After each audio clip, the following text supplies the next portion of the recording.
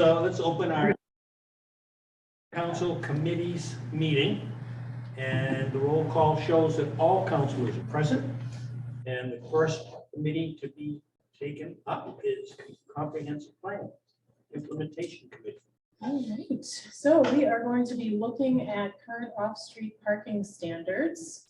And I will just turn it right over to Kyle Drexler. Hi, everyone. Can everyone hear me okay? Yes. Okay, great. It's first time doing this setup. So, all right. So I am going to share my screen.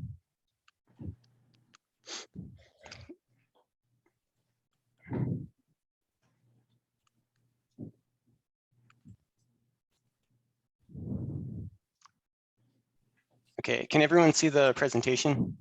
Yes. Yep. Okay, great.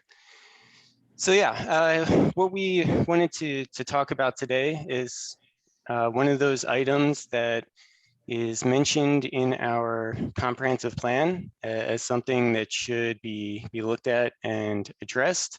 And it's something that has come up in talks with individuals and developers a decent amount lately. So we thought it was a good time to have this conversation and to start talking about some of our off-street parking standards, specifically off-street parking minimum requirements as it relates to specifically residential development.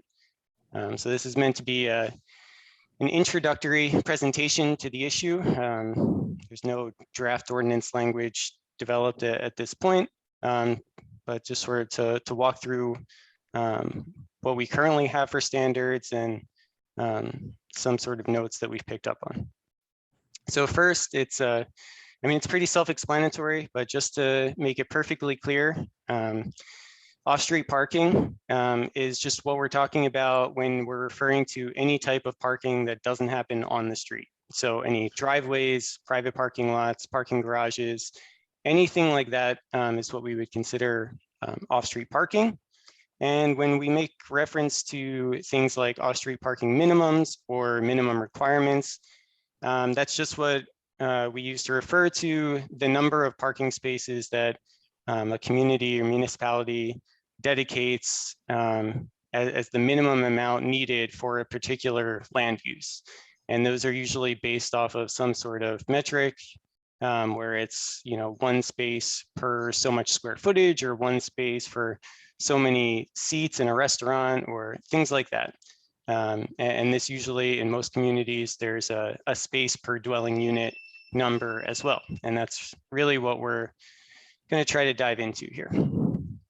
So in our comprehensive plan, one of the opportunities that it brings up is the impact of current residential off-street parking in Orono that is 3 spaces per dwelling unit.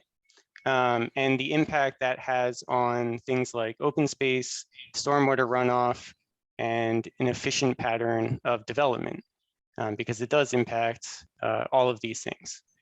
And the goal that the comp plan notes in regards to this issue is the town's off-street parking standards should balance the unique parking needs in a university town with the needs to preserve open space, limit impervious area, and also design a walkable community. So finding the right balance between providing enough parking, but not creating any unnecessary impacts on these other aspects that the comp plan also calls out as being important components of the community.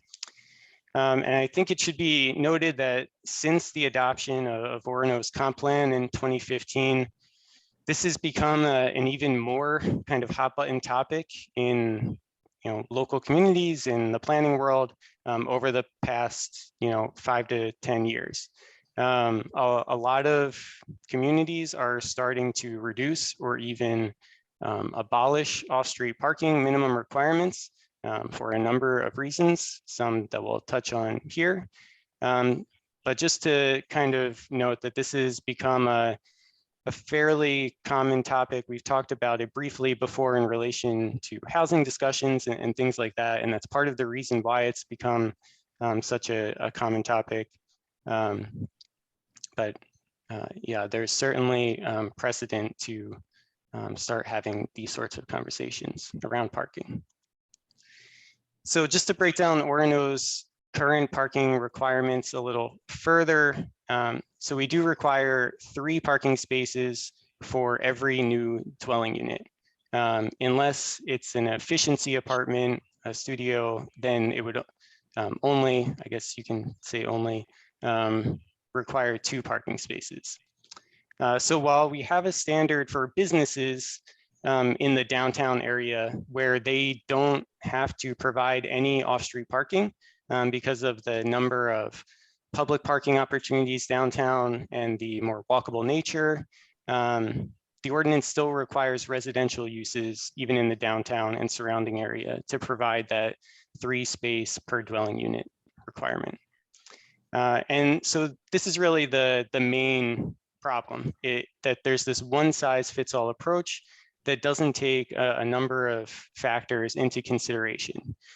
Things like size of the dwelling unit, number of people or bedrooms in the dwelling unit, and the need of the occupants themselves, the people actually living in the dwelling unit. So, you know, a single family home can be anything from a 400 square foot tiny home to a 3,000 square foot mansion. You know, a multi-family apartment building could be full of studios and 1 bedrooms with a couple of 2 bedrooms, or it could be, you know, full of 4 bedroom apartments in more of a dormitory style.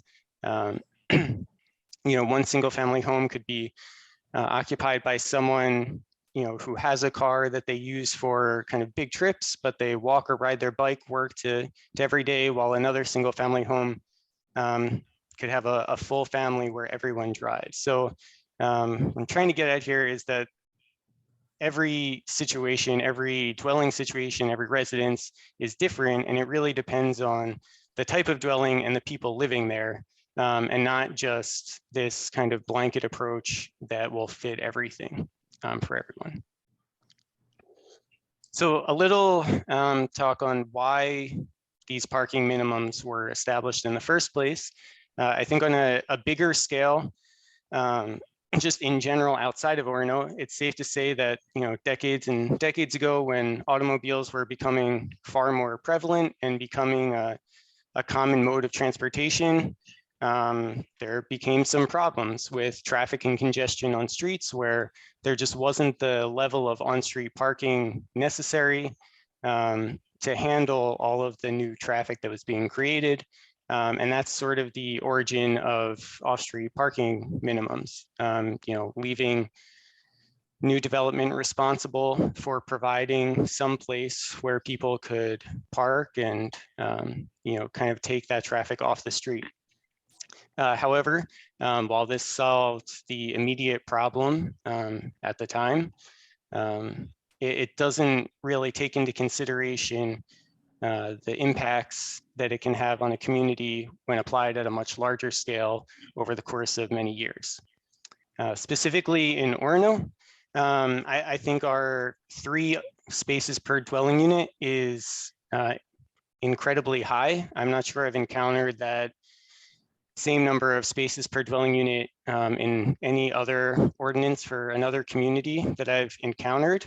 And that's sort of the feedback that we've gotten in the past, talking with developers and engineers who work in other communities as well.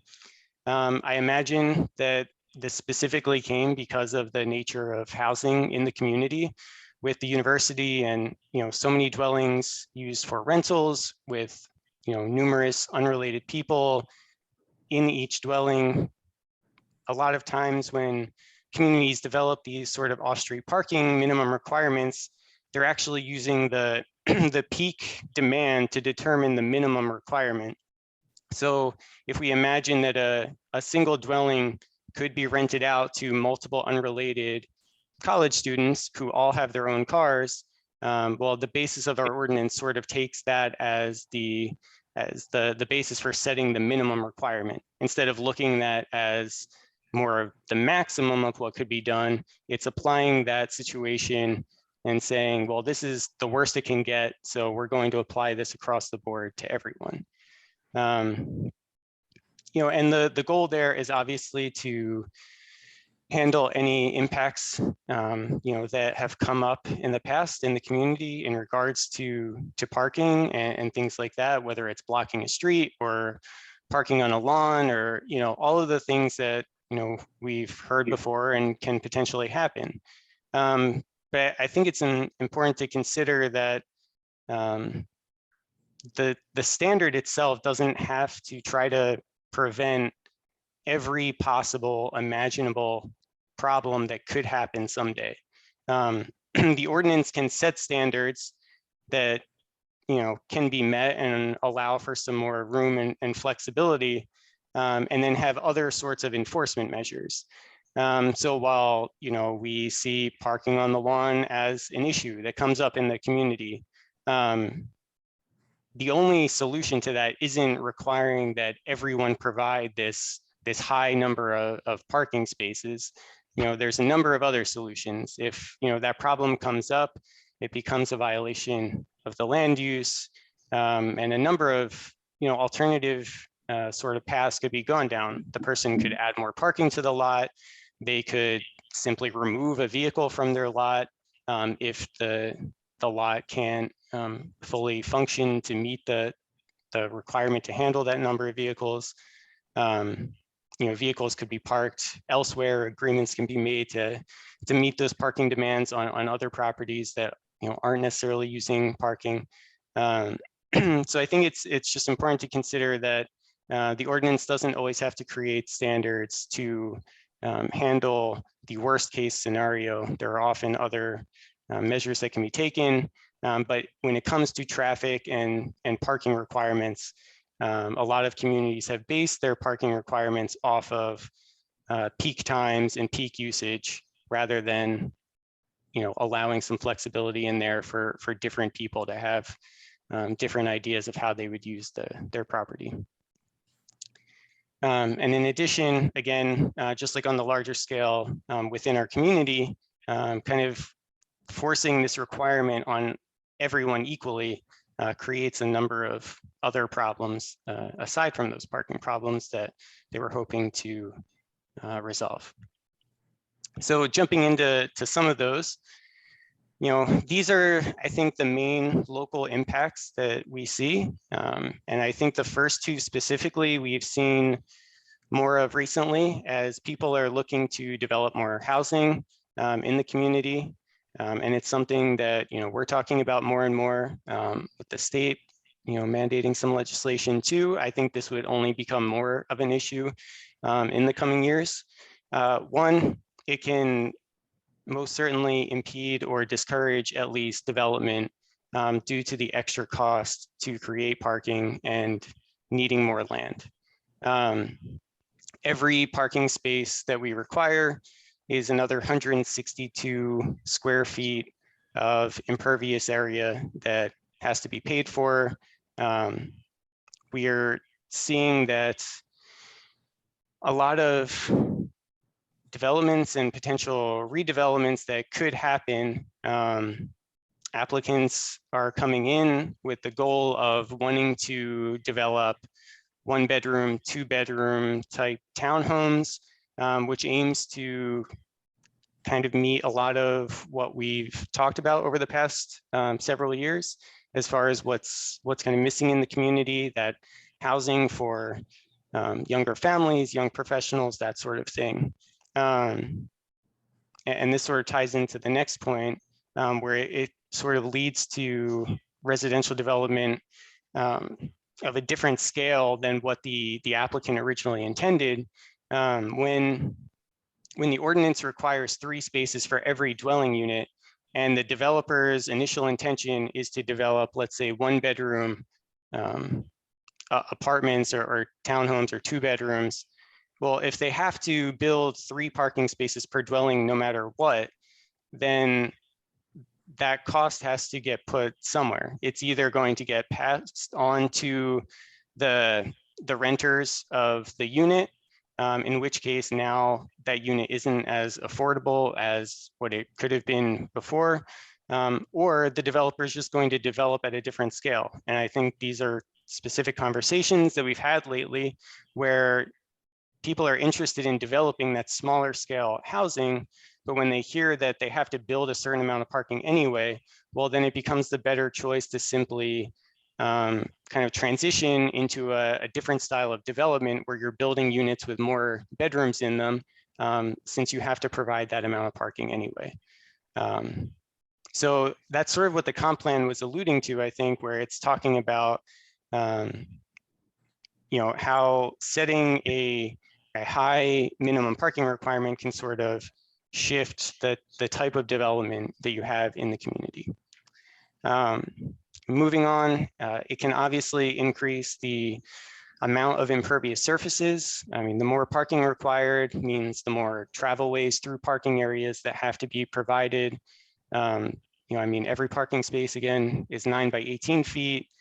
If you're talking a larger scale development and you're requiring a 24-foot travel way through the parking area, I mean, that can, when you're talking about larger developments like the student housing complexes, things like that, that can add up to thousands and thousands of square feet of additional parking.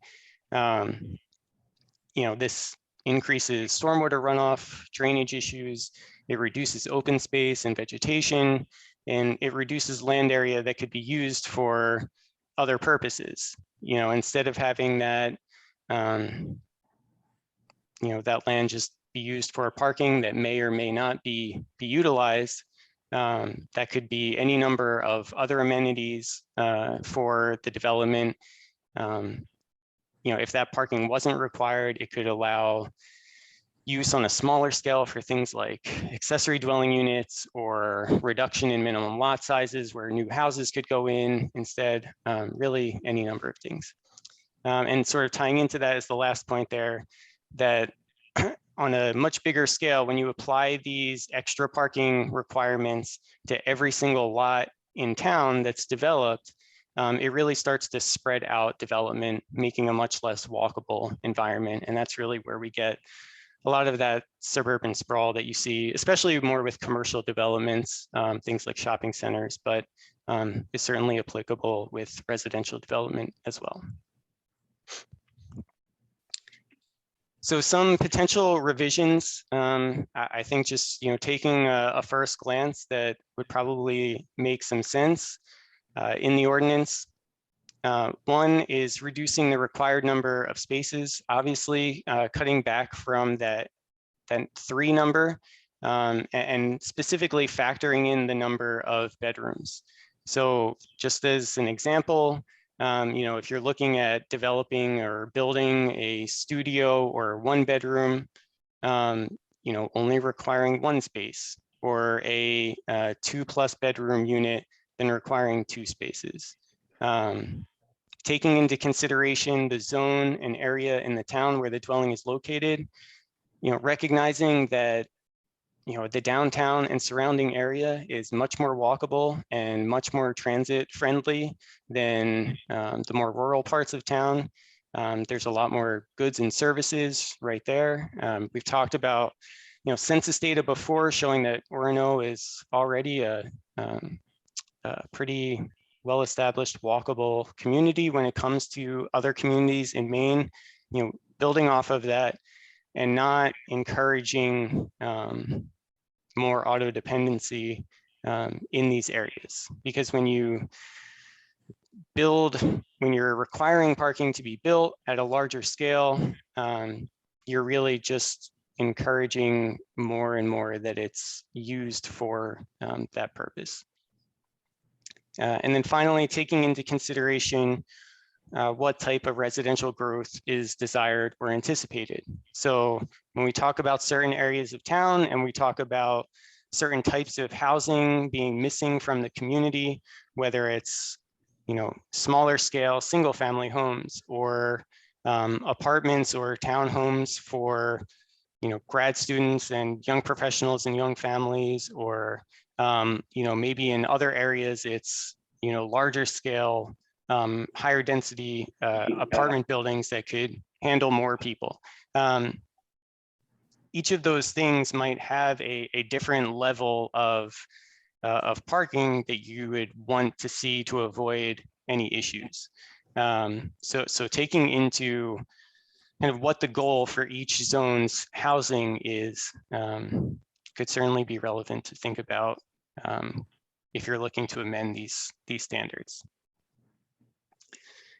So finally, like the goals for establishing these new standards, kind of as I see it, is first to recognize that reducing off-street parking minimum requirements does not necessarily mean that parking will not be provided. It simply means that you're giving an individual or a developer the flexibility to decide for themselves what the best course of parking is. You know, if that person wants to build a single family home, a small single family home, 500, 600, 700 square feet, and they only want to live in it themselves or with a partner, and they have one car for everyone living in the dwelling, why should they be required to build 3 parking spaces? It's really putting a burden on them. And I think that can be applied to a larger scale for bigger developments as well. Third, parking bill would be dependent on both the size of the dwelling and the desire of the occupants, rather than making assumptions of how the dwelling will be used. And finally, reduction of required parking allows more land available, as we talked, for open space, additional housing, or any number of uses. I think we have a lot of people interested right now in developing different types of subdivisions in town, from small scale cluster developments to more traditional single family subdivisions, especially with the cluster developments like we see with the more big 3 on Park Street. You know, those parking areas can be really consolidated, but really large and take up a lot of area. If people are interested in developing smaller scale 1-2 bedroom units, and we can reduce some of those parking requirements, it does free up a lot of space that can be used for other things. So with that, actually, this is the final slide, I think. Just as a reference, a couple example off-street parking requirements, not to say that these are the examples of communities that are doing things the best. This is more to just show some different approaches in some similar scale communities, as well as some other communities in our area. So in Durham, New Hampshire, for instance, they don't have a minimum parking requirement at all for single and 2 family residences. They simply require those dwellings to have driveways, which could be done really at any scale, and that's more of an access, I think, point to get across, rather than a specific number of spaces that they're requiring. In Burlington, they require 2 spaces per dwelling for single and 2 family dwellings. But in multifamily dwellings, it really comes down to the zoning district, and they can allow, depending on that zone, the proximity to other services and things like that, that parking per dwelling can go down to 0 or 1 space even. In Bangor, 1 or 1.5 spaces, again, depending on zoning districts, so they're using that proximity metric. And then Brewer, 2 spaces per dwelling, which again, 2 spaces seems like the standard that you see in a lot of communities. But then when they look at multifamily structures, it does vary depending on bedroom, sort of what we talked about in the previous slide, ranging from 1.25 to 2 spaces per dwelling. So with that, I'd love to open it up to any feedback from counselors.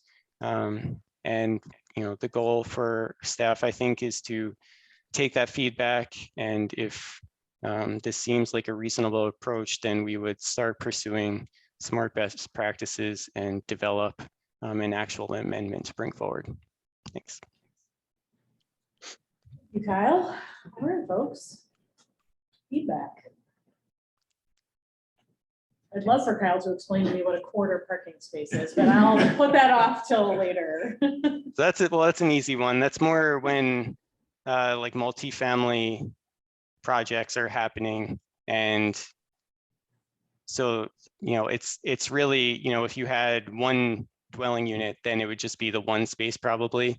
But, if you're talking now you have 4 dwelling units, now you have to provide 5 spaces. So it just sort of adds in a fraction as you scale up. I was just thinking about very small cars. Yep. Questions, comments? I have some questions. So Kyle, is this new, will this apply to new developments only, will everyone else be kind of grandfathered?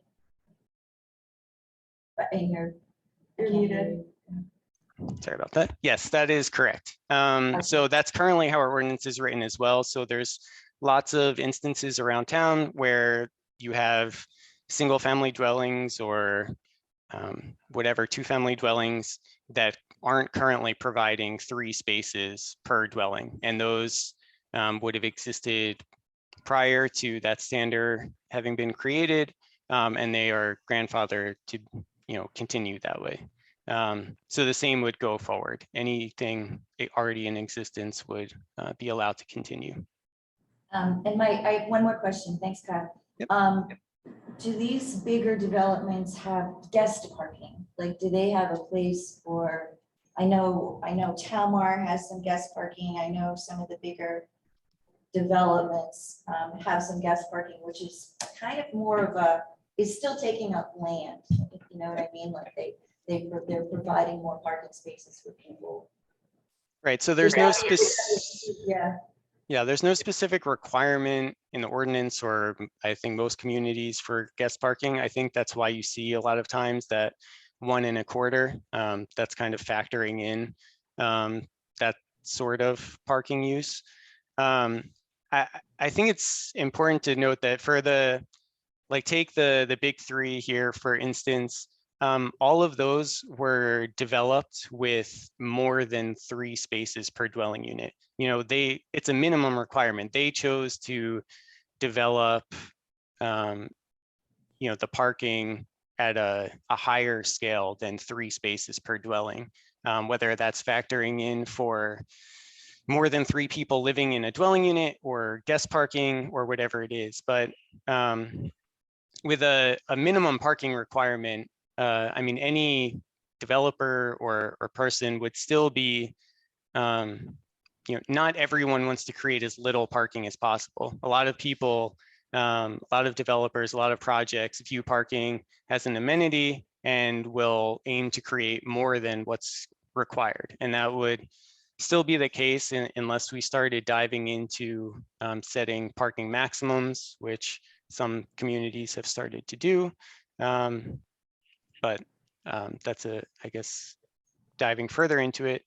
But yeah, so it would really be up to the developer if they wanted to provide ample guest parking or something like that. Thank you, Kyle.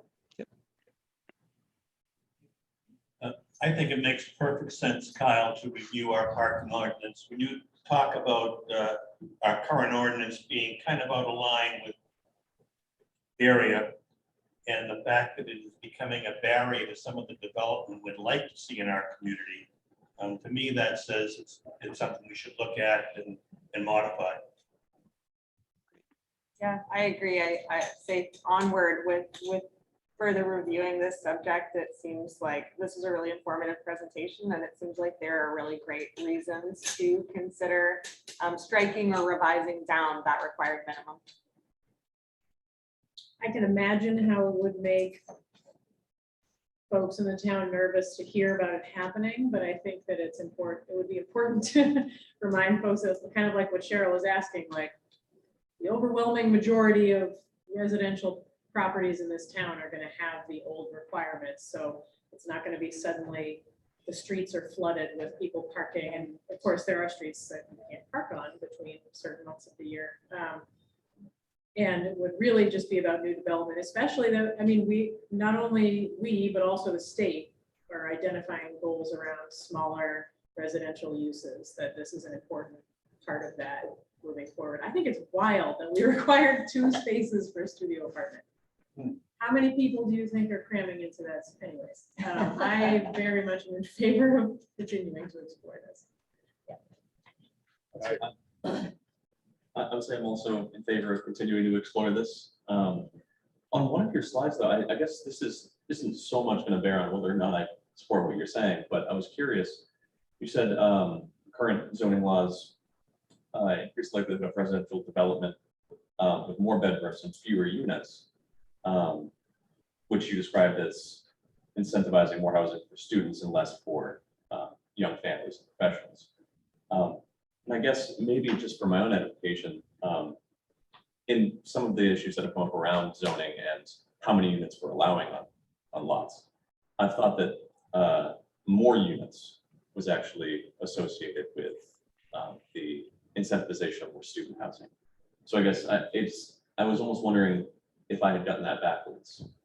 So I don't think more dwelling units on a project or a development necessarily equates to student housing. I think we're seeing a lot of people wanting to develop higher density housing than what our densities currently allow.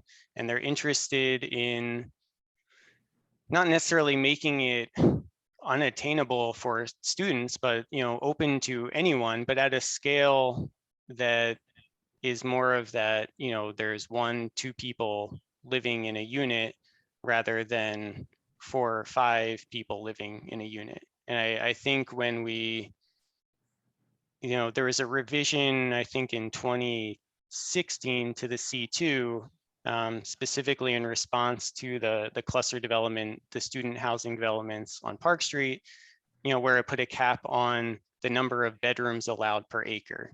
It kept the units the same per acre that were allowed, but it reduced the number of bedrooms per acre. And that was in a response to, that high bedroom per dwelling unit type style of development seemed to be geared more towards, the student population. I mean, when you have 1 or 2, even 3, person family or individual or something looking for an affordable rental property in Orono, chances are they're not looking at a 3-4 bedroom unit. They're looking at a studio 1 or 2 bedroom unit. And if that's sort of what we're looking to encourage, I do think the high parking per unit encourages a developer building more bedrooms. And I do think that is what specifically encourages some of that more dormitory style housing. Not that an individual might not want a lot of bedrooms, maybe they do. But just in general, that's what we see.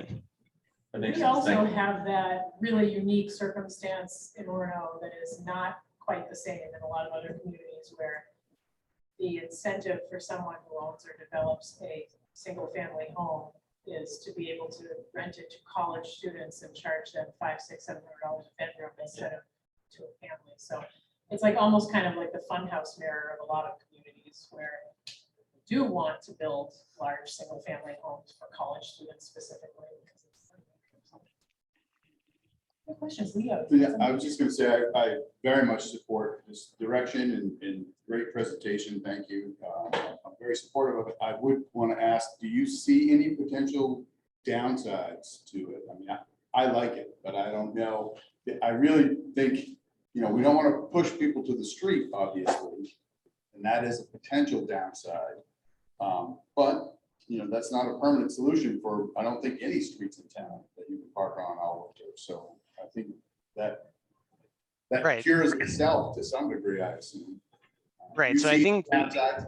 I don't think there are downsides. I think that when problems arise, when any problems arise where, let's say someone's renting, they don't have the parking on their property because they're not required to provide it. And now they've rented to a number of individuals. who all have cars, and someone gets left out, and there's one too many cars that can fit on the parking provided. I think there are other enforcement measures already built into the ordinance to take care of that. We don't need to handle that situation by requiring everyone to provide parking. We can handle that situation by impacting that single problem versus impacting everyone.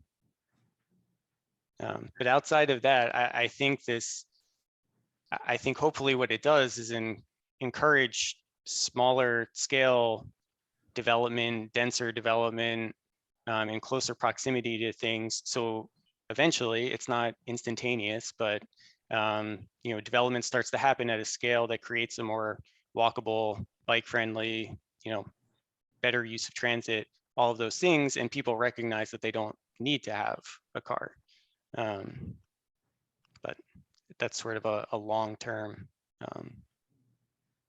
kind of result of this.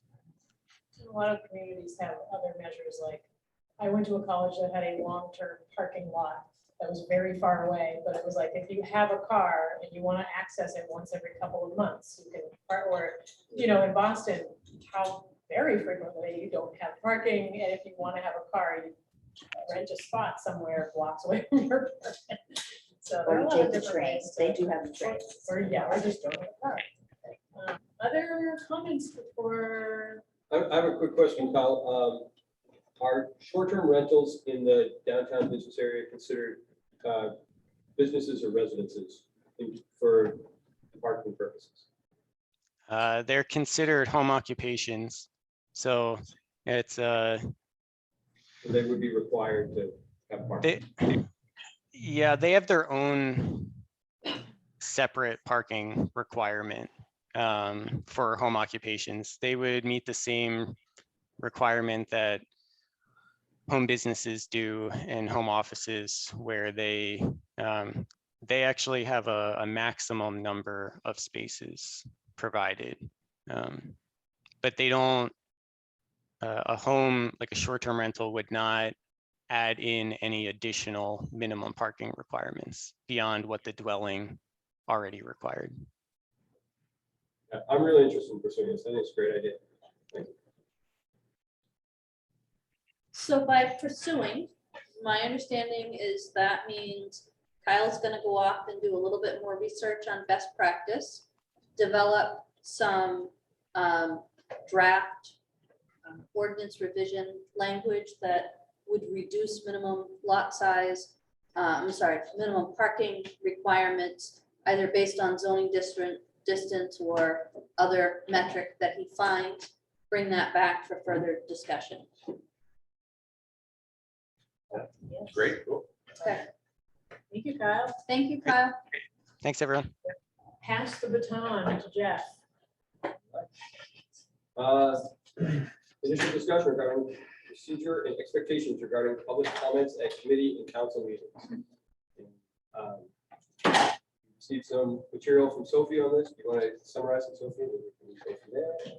Sure, I can jump right in for.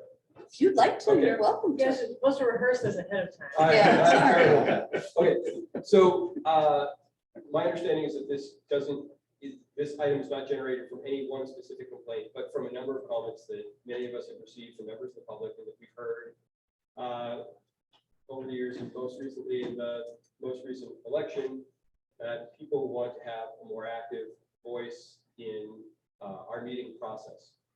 So without a specific recommendation on the table, I think maybe the best thing to do is to hear from people about what they perceive as barriers to communication with council, and then we can see where there are opportunities already built in for communication. Do you want to start, because there's two different formats, there's committee and then there's council. Yeah. So which, Okay, so specifically, we're talking about public comment at, well, I guess we could talk about public comment at both committee and council meetings. There is in fact a third kind of meeting, which is a workshop, which in general does not allow public comment. So unless there's some huge groundswell desire to introduce public comment in the workshop process. I don't see that we need to address that right now, but perhaps we should talk about those two kinds of meetings as distinct. So is there, or how, is there a perception that it is difficult for the public to participate in the committee, in communication with the committee process? Since most of our work is done in committee, I think that might be a place to start. I think that it's interesting to me that that becomes a complaint, because in my 5 years, and it's a little bit different with the pandemic and Zoom and things like that. And only because you don't see, see people show up, but you don't often see them raise their hand at any point. But like in my first 3 years pre-pandemic as a counselor, it was always very, anyone who showed up, it's most of the time, you'd say like, hey, you came to this meeting, thank you. Do you want to say something? And they would come sit down at the table and you'd chat. And it was like very casual. And the ability to have the committee chair have control over whether that happens was important, because sometimes you'd have these meetings that could potentially go sideways. Like, for example, when we discussed having publishing the language around our police practices so that international students, specifically at the University of Maine, could understand what their rights were. And that got reported on conservative media in New England, across New England, as Orono wants to be a sanctuary city. So when we tried to have the committee meeting to discuss this, to even discuss the proposal, not to vote on it, but to just discuss it, the entire room was filled with people who were very angry, and the committee chair at that particular time, feeling the pressure of how much public was there, allowed everybody to speak, and the entire meeting was just people telling us why we shouldn't be a sanctuary city. And that wasn't even what we were talking about, but they were so angry and they wouldn't listen to anyone. And so we just listened to them for 2 hours or so, and then we dropped what we were talking about, never picked it up again. And to me, that was a real loss. And so the reason that I'm very much in support of the chair having the discretion during committee meetings to allow or not allow public comment is because I believe that the people that we elect to be chairs of committees or chairs of council can be trusted to make those determinations based on the circumstances, the context of the meeting. Are we there to actually decide something to move it forward, or just to talk about it? Or is the public actually informed enough to give the comment? Like, do they even know why we're having that meeting? And are we wasting time? Are we wasting resources? Are we getting derailed? Purely because the public may not understand what the purpose of that meeting is. And so, again, pre-Zoom, it was always very much like if someone came, you pretty much let them talk. It was very casual, and it was very much like anyone could participate.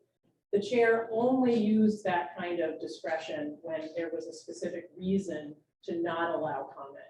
And I personally would like to keep that format because I trust our committee chairs and our council chair to make that decision in a way that I'm comfortable with. And if I wasn't comfortable with it, I would raise an objection.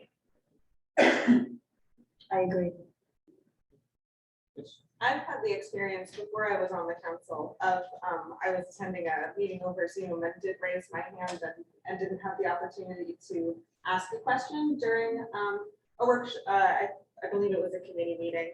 And I know other people who've also had that same experience. And I do see the trade-off, certainly, and taking a whole meeting and derailing it into 2 hours of diatribe is not a productive use of time, and so I recognize that. But I wonder if there's a way to ensure that any member of the public who shows up for a meeting has a chance to be heard, even for a minute, in order to build a sense that people's time in attending these meetings and being informed is valued. And it could be as simple as the last 5 minutes of the meeting, there's an opportunity, and then it cuts off at the end of that so that it doesn't have the opportunity to get out of control. But you know, is there and is institutionalized in a way that's known and is invitational. I don't think, I mean, it sounds like it has occasionally happened that a meeting has been derailed, but I don't think we need to structure our best practice around the possibility of it, but I think almost never we're going to deal with a public who is going to take up that much time. If it were to start happening regularly, we should revisit it. But I've also had a similar experience. So, and I know several people who have raised hands before in Zoom meeting and did not get to say anything. So that contributes to the public perception that we are not, at least for some people, that we are not accountable as they would like us to be. So is it the case that it's the informality of the committee meeting that you think lends itself to people not being heard? Or do you think it is the intent of the process to provide? Jack, can you look one of two Oh, yeah, places sorry. here and speak up? I don't know if I'm sure what the root cause is there. Could you maybe say the question again? Okay, so we have a system which is allows committee chairs a great deal of flexibility. The intent, I think, was to allow meetings to function smoothly. It was, I guess my question is, do you think the intent of that flexibility was to deny people a voice, or is it just a consequence of our institution that we set up these institutional rules that occasionally deny people? I think it's the latter. I don't think that any of the way that things are currently set up is malicious in intent, but I do think it's the case that when power pools in the hands of one decision maker, that person has a lot of power to decide who has a voice and who doesn't. And it's nice to structure the world in such a way that broader participation is baked in, even if it's just in a really bite-sized way that doesn't have the potential to, derail a whole meeting. We're talking about practice and or policy, correct? Right. So it could be, Mm-hmm. I think the issue with this system that's ultimately flexible, one issue is general public coming here doesn't probably know that. If they get invited, that's, say, hey, you're here, come on and talk, that's one thing. Otherwise, they sit there, there's a lot they don't know about the process, I think, and, how meetings are conducted and what we do. So that's one downside to that. I think for me, as a, I don't think it needs to be policy, but I think as a practice, I would like to see on the agendas, similar to how it's done at the school board, but beginning and end, area for public comments. So that's out there and they know, continue the practice of during, if the chair wants to bring them in, continue that practice. And I hear you on, that is an extreme case and they come up when they come up, so that it's not going to be the last one, I'm sure, that Megan described. But I think how it's often done when that happens is, okay, we're going to have public comment, like is on the agenda. It's going to be, you're going to have 2 minutes, please no repeats, to try to not let the meeting get hijacked, obviously. So I think if it's practice, we know it's hot, we can adjust on the fly to say, okay, here's how we're going to do it tonight. Anyone can speak. We don't want to hear the same thing 20 times over, and you get 2 minutes. And we're cutting it off at this time. Yeah, right. Et cetera. So I See, think that sounds way more formal and restrictive than just letting people have a voice by saying, oh, well, you've got 2 minutes to say what you're going to say. Don't say anything else.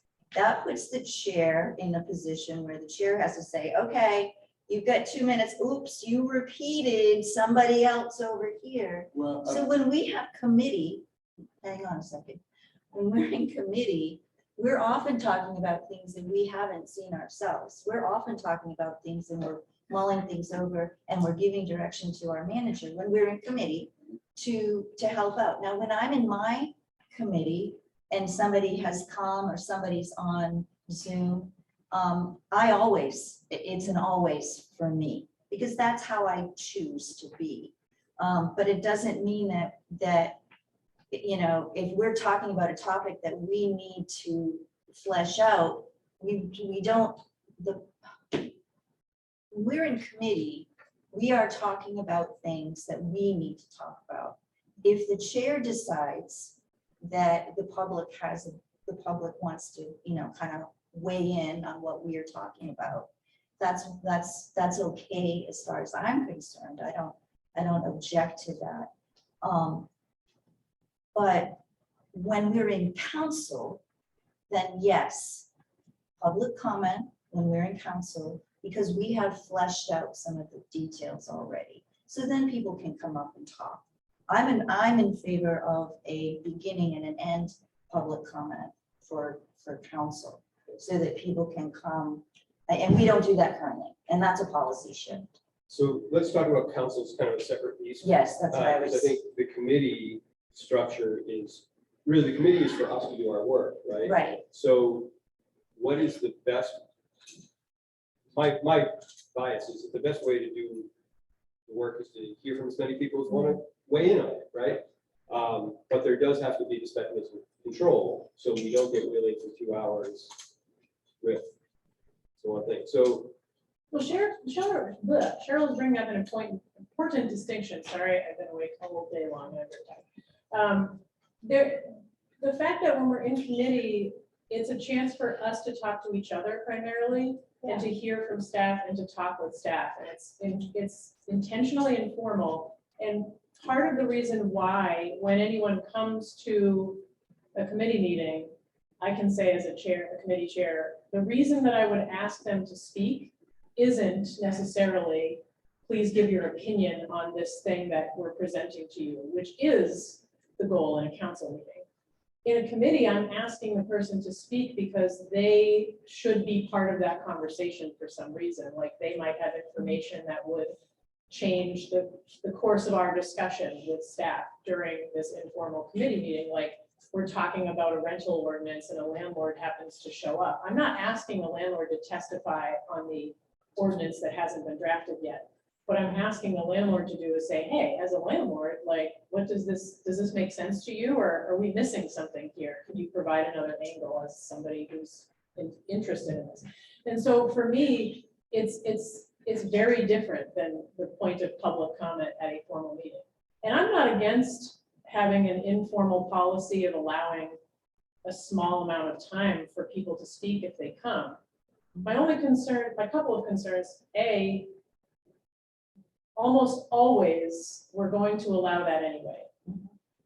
And B, 5 minutes at the end of a meeting, it kind of makes me feel like, no offense, Leo, but the school board meeting, many a time I've shown up having a busy life with a child, wanting to talk about something that's on the agenda, not being able to really understand how the agenda is written, but then it's the end of the meeting public comment. I missed the beginning because I was running around after my kid feeding her dinner.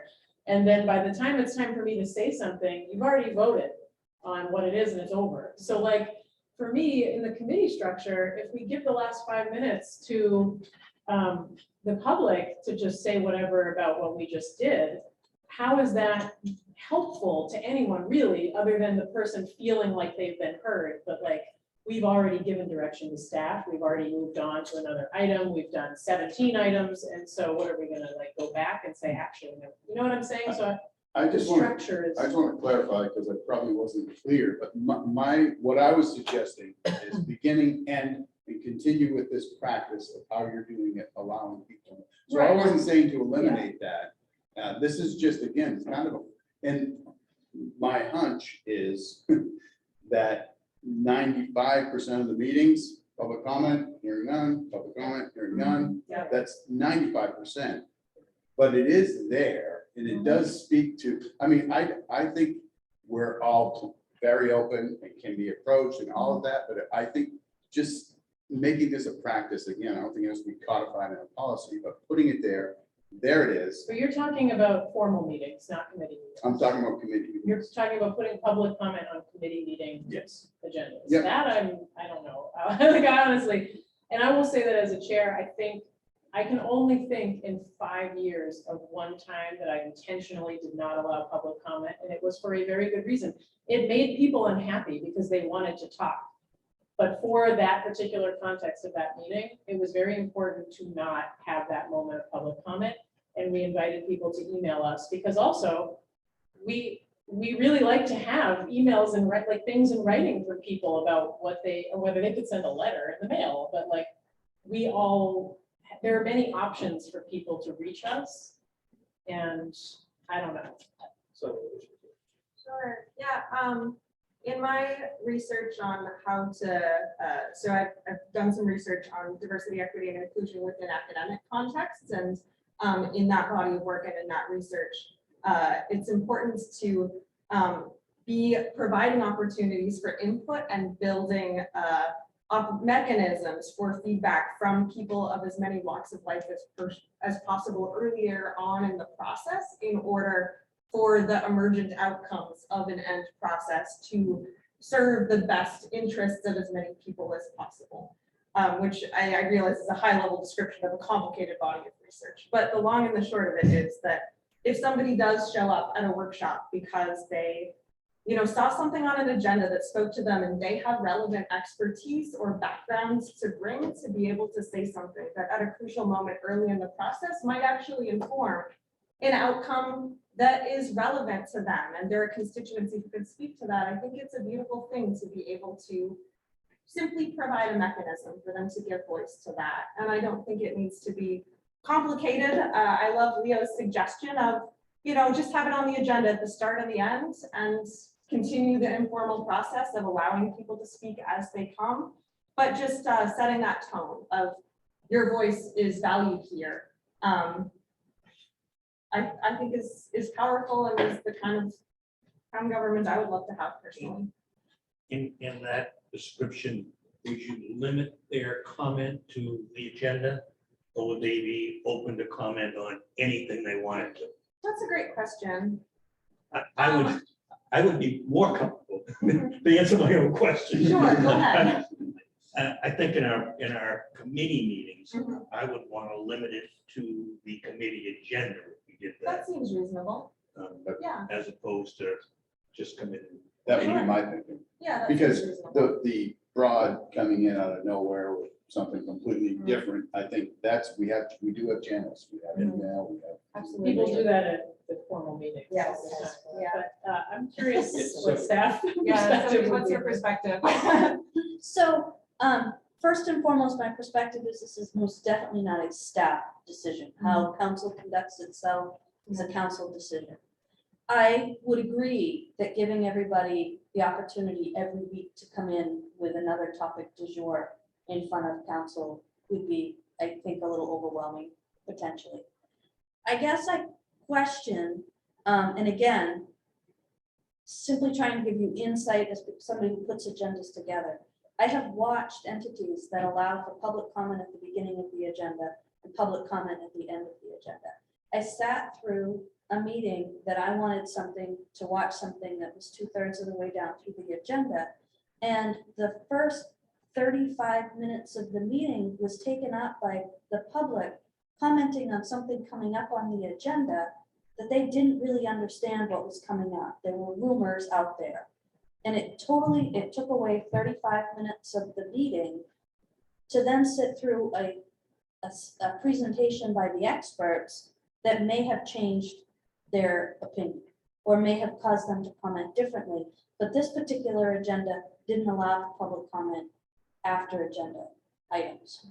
So when I look at it, I think you're trying to balance efficiency, effectiveness, order, and public input. I personally, which it doesn't matter what I would tell you, personally, I love the fact that in a council meeting, number one, the public knows exactly what we're doing. It's not some generic title. They know exactly the action we're going to take. And it's opened up for their input on that particular item. Could we perhaps, might be a good practice to be very clear that this is an opportunity for the public to speak. But I don't know if you really want to get down to the end and then undo everything you've just done because somebody made a really great point. I don't know if you want to take a lot of time at the beginning, especially if you're going to hold it to what's in the agenda, that it might make sense for you guys to consider with limitations, allowing us kind of modeling the same practice that you have in the So council for meeting. example, today, after talking about off-street parking standards and hearing from all of council, for me to say, is there anybody who would like, we have 2 minutes, like, is there anyone who would like to make a comment on this before we move on? Like, I mean, that sounds reasonable to me. I just want to make sure that, well, all the points, yes, all the points you just made, yes. I think from a management point of view, that makes a ton of sense to me, that we are intentional in establishing breaks in the agenda at the end of every item to allow people to comment, as long as the committee chairs still feel that they have the kind of like the permission of the council to invite comment in at other times, because maybe there's somebody in the audience that I want to hear from before we're done talking about it. And that's that informal process, and that's what we do now. So if it's all that contained in just our practice, we don't have to change the ordinance in order to. So with committees, you don't have to change Okay, anything. good. But I think to Sonia's point, I think it would be good for us to publish a format. And I also think if somebody has a particular view on a committee item that they're very passionate about, it would probably benefit them to contact the committee chair in advance of the meeting, so that the committee chair knew that when that person was sitting over there or arrived on Zoom, that there was some information that they probably should hear during the discussion. I've always been an advocate for making a, like, how a bill becomes a law, or how municipal government works, that's easily accessible to folks to. I'm kind of jumping the gun here, because I wanted to mention this last, but I'll mention it now. When I am on the Orono.org and I look at how do I, there is no entry on how do I communicate with council. So it'd be really nice for us to make kind of a guideline for once we've got this worked out for ourselves. How do I communicate about a workshop topic? Well, you don't in the public workshop, but you can always email, the council, the relevant councilors or staff. How do I comment during the committee process? Well, now we're brainstorming that. How do I comment during the council? So I think a guide for consumers would be great. But before we get to that, are we ready to talk about council meetings? Can I just understand if I'm hearing this properly? Because that to me sounds like a bigger burden than I suggested. So we're saying after every topic, kind of throwing it out there that any public comment, is that what we just said? With during committee? limitations, like Right. with time Yeah, limitations, the and- same way that I would ask all of you to speak and then say, well, what Okay, do you think? And that language could be added to the agenda saying, public comment will be taken at the end of each bullet point, and like, we welcome your feedback, something like that. I mean, that seems really open to feedback to me, so but it could, that to me also feels like it could derail easier than the first and last, but. Well, I think that's why we have some kind of like, whether it's informal or formal time constrictions on that. Or at least like have the trip be able to make that call. If there's going to be a derailing, I think it probably becomes pretty clear early on in the meeting that it's going to happen, and then you can adjust accordingly. Yeah, like the 95% will be in effect, I think, or regardless of what we do. And so the chair is now would be put in a position of saying we need to stop talking. Which, as you may recall from Cindy's tenure, she frequently had to ask certain individuals to maybe wrap it up. We need to move on. Ready to move on. I think we're ready to move on. That Thank you was for your input. She was very good at that. Yeah, but that was our council meetings, not. Yeah. Okay, so in council meeting then, can you explain the public has the opportunity to speak at either at the beginning or the conclusion of every order? So the way the ordinance reads right now, the order gets read, staff then, well, maybe the ordinance doesn't read. The order gets read, somebody gives the background, the presentation to explain why this order is on the agenda and what it seeks to accomplish. Then the council can have initial discussion. It has to get opened up for public discussion. Once council, according to the ordinance, once council begins deliberation, the public cannot speak. So, but that is according to the order, according to the ordinance, every order is handled that way. So there could be on a long agenda, 15 opportunities for public comment. But ideally, that comment, and this is why I approve of and would like to keep the structure we have now, that comment will then be informed comment, because they will sit and they will see the presentation from staff, they will hear council speak to each other about it, and then they will understand what we're doing and why, and have the ability to make an informed comment, as opposed to what Sophie was describing, of coming to the beginning of a meeting and saying all of these things that maybe have no relevance whatsoever to what we're actually doing. That would just be not just time wasting, but also not in their best interest, because they're being limited. So here's how I see the beginning public comment at a council meeting is not, you cannot comment on the agenda at the beginning of the meeting. But Well, like maybe you Barbara. have something to say about public transit. I'm looking at the bus. Right? And it's not on the agenda, but you want to have your voice heard, and you don't want to wait until the very end of the council meeting to talk about something that's not on the agenda. You just want to have a place to say something. I've never seen it happen here. I have seen it happen in other councils. So you have, but the opening public comment is not about the agenda. It's about, do you have anything to say about Orono, something, whatever. The closing public comment, we have deliberated and we have talked about it. And then, of course, the public hearings by ordinance. That I Public would be hearings. more in Right. favor of. Like that. So there would be you would not be allowed to talk about the agenda at the beginning. You have to talk about the agenda at the end. The complaint I've heard most often over the years about our comment period is I came to town council formal meeting. Mhm. I had a comment to make unrelated to what you were doing in the agenda, and I had to sit through a 2-hour meeting to make it. Exactly. And I'm sympathetic to that. So I like that suggestion of have a public comment period at the beginning, but limited to items that are not on the agenda.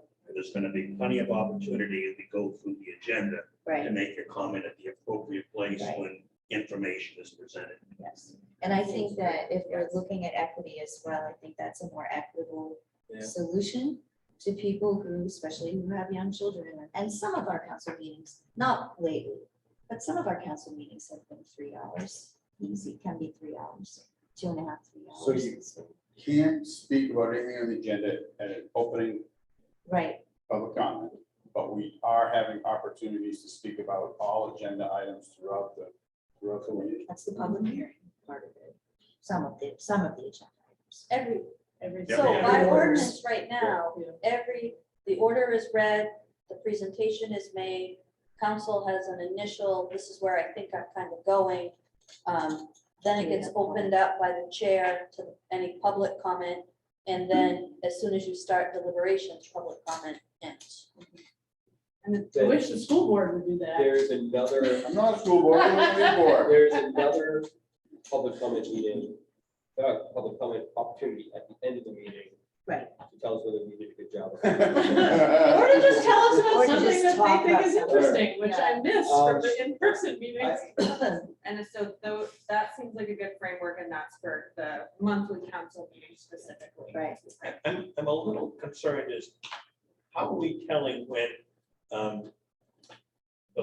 council deliberation starts and public comment is kind of shut off? I think that is the element for the council chair, when you get somebody that just keeps coming up to say we've begun deliberations, which by ordinance shuts it off. We're opening that ordinance, which we need to for neutral language anyway in chapter 2. So that is we can absolutely address that if you would like. Because at any time, the chair can just gavel somebody out of order if you're done listening to them. Yeah, where's your hammer? Put the hammer So- away. So I'm just going to summarize what I think I've heard. Workshops are going to stay as they are. That is the council's time to work on workshop things with staff, no public comment. Within the committee process, We're gonna allow public comment at the end of each committee item and still allow committee chairs the discretion to allow other comment as necessary, as needed. I would love to make one final pitch for including a time for public comment at the end of each workshop, so that someone who's tuned into a workshop, listens intently to the whole thing, and feels they have something to add at the end of that meeting would have the opportunity to get voice to it. Sometimes our workshops are trainings, so. That's true. And so in the case of when it's Right. a closed session that the public isn't at, that obviously doesn't apply, but. We don't have those. Right. Oh, okay. Well, Unless it's unless it's executive session. executive session. Yeah. It would be illegal. Yeah. I guess I don't have any reservations about the same opportunity at the end of the meeting being allowed for workshops either. For example, in the case of the budget workshop, I think it would, it would be lovely if someone popped by and stayed for a 3-hour meeting and then wanted to give input for 2 minutes at the end of it. Well, I Paul didn't- and Paul and it Frederica are always listening to our budget meetings, it and they may- usually email us the next morning. if That's they have wonderful. something I to say. applaud the folks who do that. But I think it would be nice to just simply have it on the agenda at the end so that people know their input is valued, even at the end of a workshop. Can I ask, who is the authority who controls the workshop? So the committee chair controls the committee process, the council chair controls the council meeting. Council chair. The council chair is also the facilitator of the workshop. We make big bucks. That's right. How does the rest of you feel about the Simon's comment on workshops? I agree.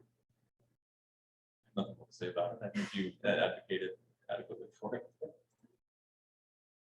I think there's time that we need to be in committee. I don't really have a feeling one way or the other. I wouldn't want our and workshops are complicated because there's usually a specific reason that it's a workshop and not a committee meeting. Yeah. And very, very frequently it's because it's something that council really needs to discuss with itself or about itself. That isn't necessarily about staff or about an ordinance or about, I don't know. I don't have a strong feeling one way or the other, although I would probably lean a little bit more towards like the workshop is really for us and it's fine for the public. The public has the right to observe it, but there are other ways that they could communicate with us something that they saw at a workshop. And workshops are very, very different from committee and from council meetings. So I don't know, but I don't have a strong feeling to like say, no, I don't want that. I don't think we're in any danger of being flooded with public comments. No, So I unfortunately. don't think if that started happening, we could revisit, if we were to institute some more regular public comment option during the workshops. But I think the budget has such an effect on how the town operates that I think it's important to offer more opportunities for public comment if possible. So can I just recap what I think?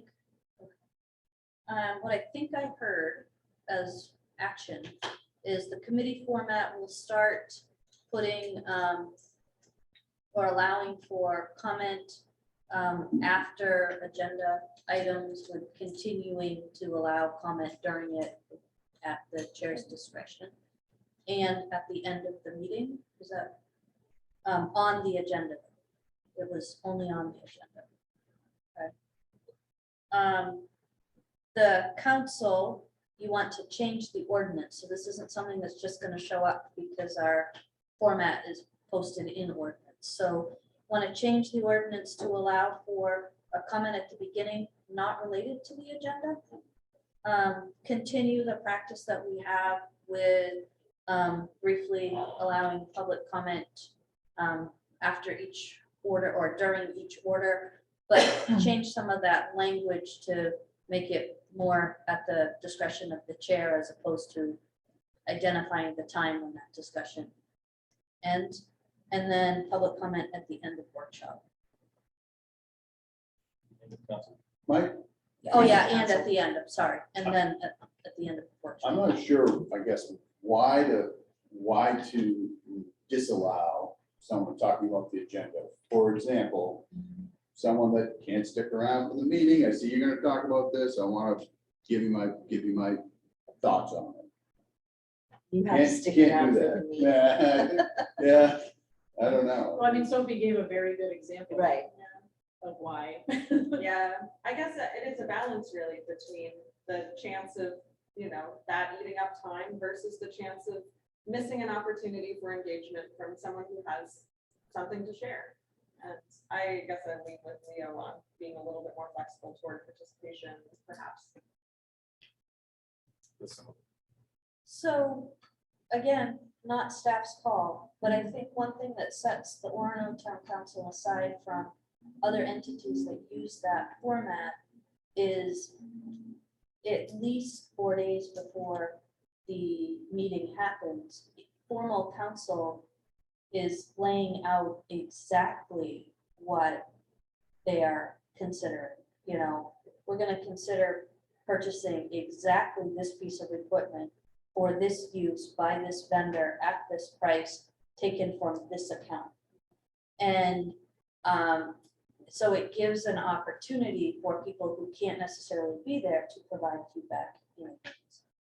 That said, the more other people talk, the less I have to talk. So But my concern is that we end up litigating the same thing twice, right? Yes. I mean, so I do like the idea of giving people an opportunity to speak early on, particularly about issues that they would like council to take up in the future or other things happening around the community that they want to advertise or celebrate.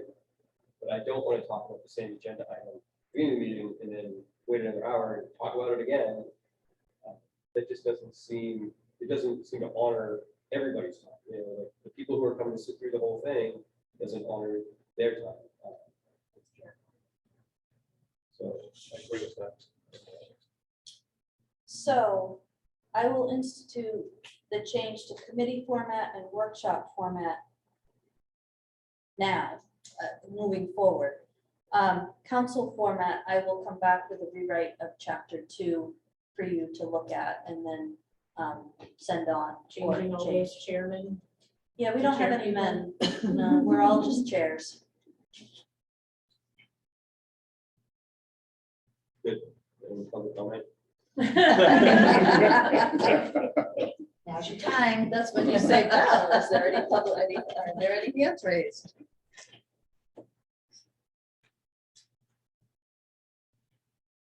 And I assume the answer is no. Or she stopped listening to us. She wouldn't do that. Are we ready to move on to finance and operations?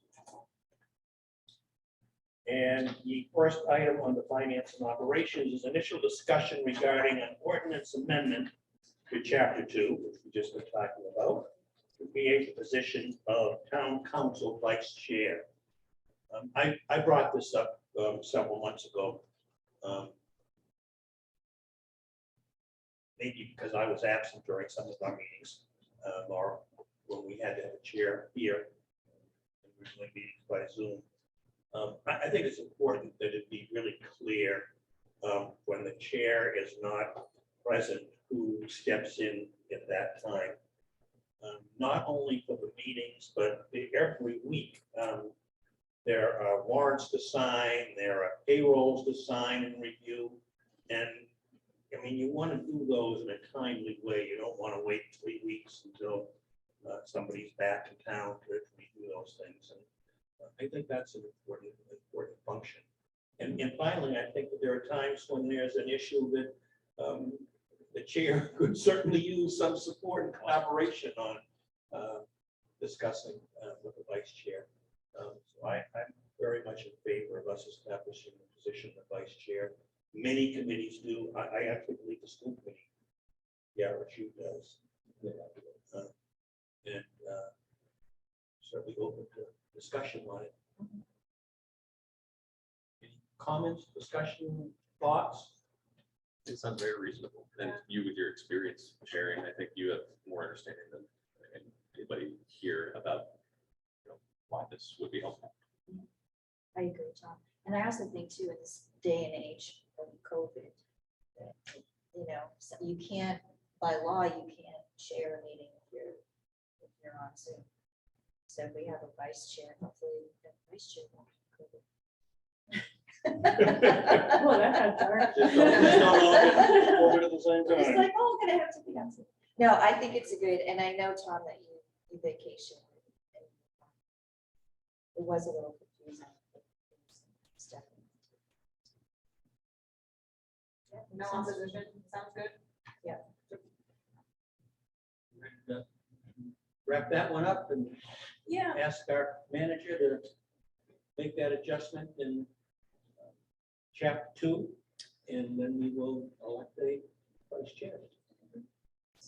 So we're going to, even if I was really speedy, getting this revision done, we've missed the June council meeting for the public hearing. It's too late to be able to notice a public hearing for this.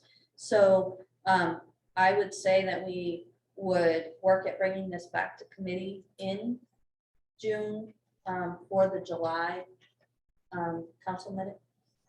And then at the same meeting, would we want to hold an election for a vice chair or wait one more month? That'd be fine. I assume, well, that's the question. Is the chair going to appoint the vice chair or I are we think- going to I elect think it? it's a Elect it? council Okay. election. So that'll be the July. I just want to pop in and remind everybody that you really need to speak to the owls, lean forward and project. Try to do that, Did we say that that was the July meeting that we would hold the election for vice chair? Yes. yes. Wonderful, thanks. Speak about meetings, kind of off topic just for a minute. We've been going between 4:30 and 5 for some meetings. I would like to just consistently have them at 5 o'clock. Does that work for people? I think that would work for my employer. Since they like me to be there till 4:30. So for the future, we will be 5 o'clock meetings. I'm going to move on now to the second item, which is review of draft 2023 municipal budget and final guidance to the town from town council in the upcoming public hearing.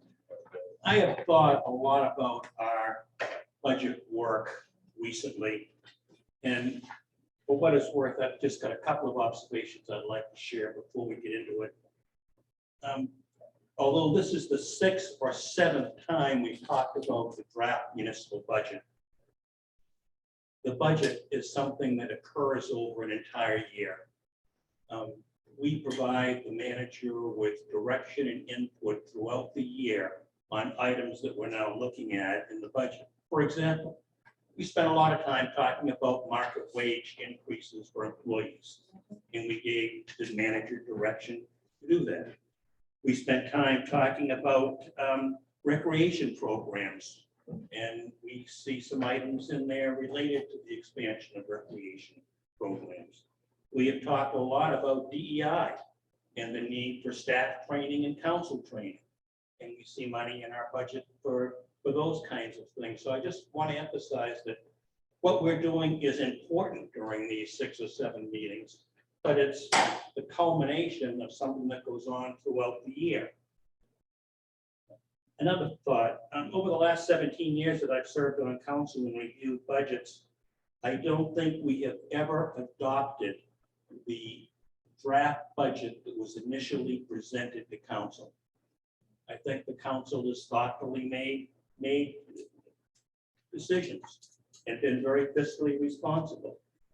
We have postponed capital projects. We've delayed purchases. We've decided at times not to fill staff vacancies or not to add a staff member.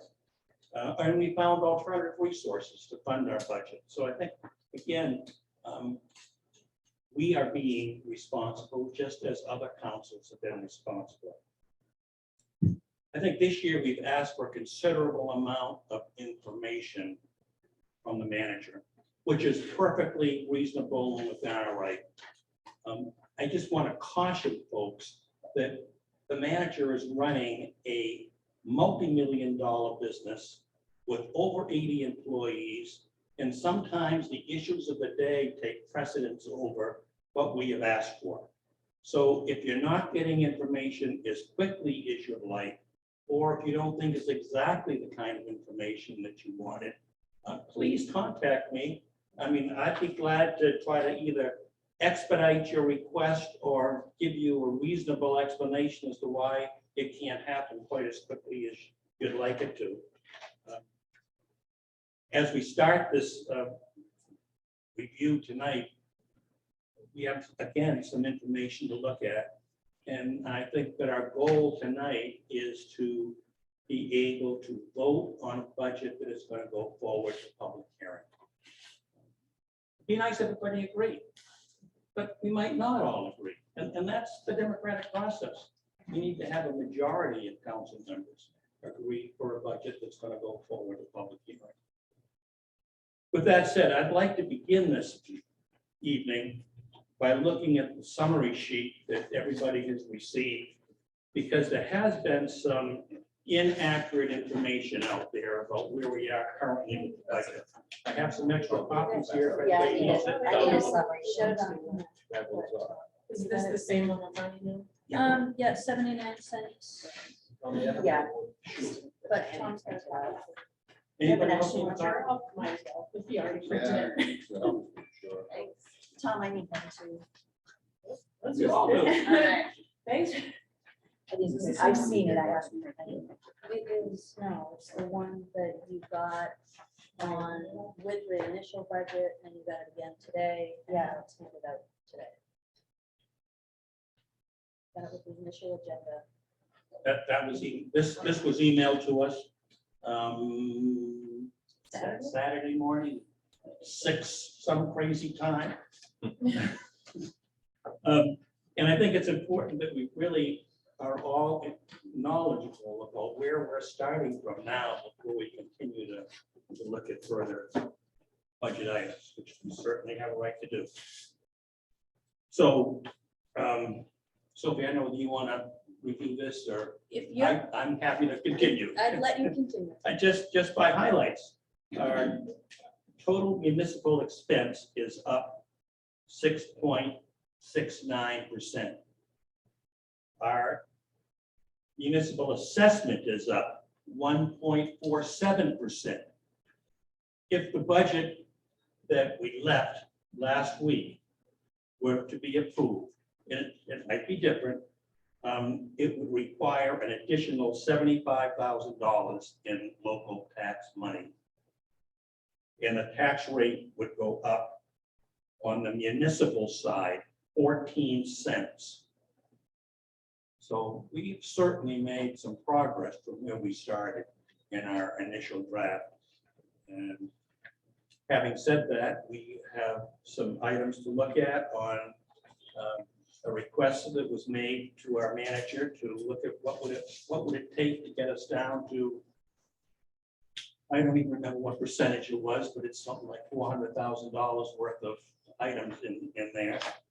And we also, and she also included some items that Councilor Kenny had suggested we look at. And I'm going to entertain comments or concerns or direction on how we want to handle this information that we're now looking at. I just had one quick question about this new sheet that we got with Yes. the projected municipal tax rate of 1.47%. Is that because the sort of ARPA It's- situation is factored into this? What is the change in It is a between this and the last draft that we saw? Yeah, it is a combination of using ARPA funds for one-time expenses, which are not recurring, and some adjustments of the budget that we reviewed with the manager at our last meeting.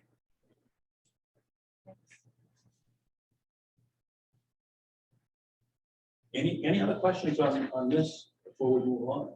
Sorry, I should pass. So it was 329, then 321, and now it's 75 net municipal assessment addition. Correct. $75,000 additional 75,619 additional assessment to the local taxpayer in the budget that we left last week.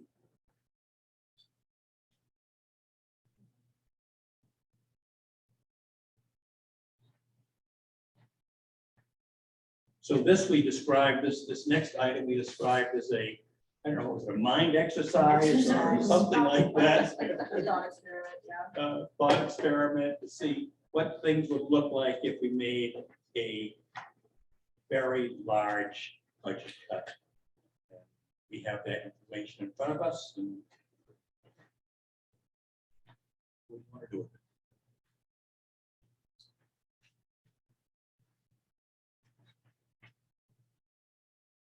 I appreciate the explanations that were included. They certainly add to our understanding of impact.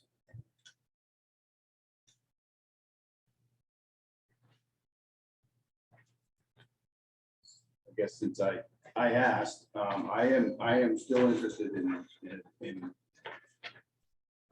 I'm still concerned at our operating increase, and I'm still concerned with the number of our employment growth. Not suggesting, as I said in the email where I sent to you guys, cutting people is not what we want to do. I understand that, but I think we need to still consider through attrition, looking at how we do things differently. So I'm still interested in that, in those options personally. But that's not super applicable to this budget. Like, how many positions are there in this budget that are currently not filled? There is one retirement. Yeah, right. Well, I don't know if Sophie knows. We have a retirement and we have a public works equipment operator. Which is the item that's in here, right? Not filling that. Not filling that. Yeah. So 2 positions, one of which is included in this document. And we have a 0.7 at the library that's given notice. We've got a full-time equipment operator, full-time operator at wastewater that's given notice. Well, I don't worry as much So the principal, when you're trying to put a team together, Right. No, I worry about them as human beings. I don't worry about Okay, them all in right. the context of the budget as Okay. much. all right, I knew what you'd say. Okay, and so with the library, we also see a proposed cut just to staff in this document, in this thought experiment as well. It's not exactly what the vacancy will be. but- Not a proposed, the explanation of what A that thought cut would mean if Yes, we made it. right. So of if the conversation is about attrition, as you say, and not layoffs, which I would not entertain that, period, point blank, the end. Just to be clear to anybody listening. So if it's about attrition, except for that one retirement, like basically those things are reflected in here for us to discuss, so. Even that one retirement is reflected. Oh. that's right. So they're in here, so we can talk about. Yeah, I guess I'm supportive of them, is what I'm saying. I do have a, So the ones as described here in this, like you would co-sign those ones, like, which we can talk about. yes. Okay. I do have a question with the library and also with the staffing downstairs. I think you had mentioned last week that minimum of 2 people because of cash handling there, and that you have minimum staffing requirements at the library. I assume that's probably not cash related. No, it's 2, it's safety. They're all by themselves. Nobody else around. It's a big building, so I want 2 people in there.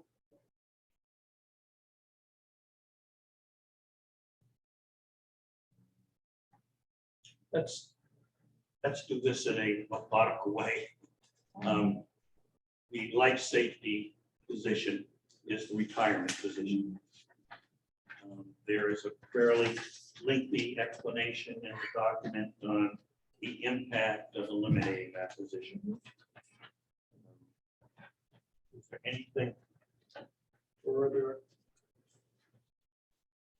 Sophie, that you'd like to add, or any summary comment that you'd like to make? Are you asking me to summarize? Oh, sure. Please. Okay, so our life safety person actually fills two roles, as many people who work for the town fill multiple roles. One is life safety and also business support liaison. So half of that salary comes from the general fund and half of that salary comes from tax increment financing districts. So in eliminating the position, you recoup on the tax side half of the cost of that position. Can you explain that again to me? Like, where do, I understand what TIF is, I understand why we do it. Where, when you, so we're getting half of that position paid for from a TIF. My understanding with most of the TIF, I thought, was that the money we're sheltering and not showing, not having to claim to the state and saving was mostly going back to the people that build the building or It funds our economic development program, it funds certain infrastructure programs, it funds certain debt, and it funds certain credit enhancement agreements, but many different things go into that. So do we spend all that we collect each year, or do we have, do we have a account that the stuff that we don't spend sits in? Yes. So every TIFs are very structured, very legal. Each one of them has their own cash account. If you look in the audit, at the end of the audit, Schedule A3, you see the year-end accounting. The goal that we have set is over the period of time not to accumulate lots of money in those accounts, because council in the past has said we're collecting it, we want it to be spent for the purpose that we're sheltering it and collecting it for. At times you'll see balances grow because we're trying to get to a point to fund an infrastructure project or to make a bigger impact. But economic development projects are approved as part of the development plan, and we have to follow that plan. So each TIF has its own account, revenue comes in, some stays, some gets spent, and the revenue does accumulate in those accounts.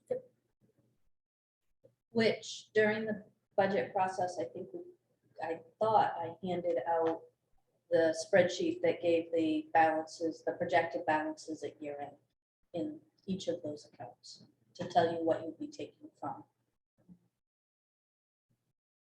And we have occasionally been very fortunate. There was a balance in the account. I remember shortly after we had the Mill Street pavement project done, a water main broke, destroyed the brand new pavement. The water company was not responsible or liable for it, according to their legal advice. And we had to redo a $200,000+ project that we already just done. And we fortunately had a balance in that particular downtown TIF to take care of that. And how lucky we were. Because we couldn't have left.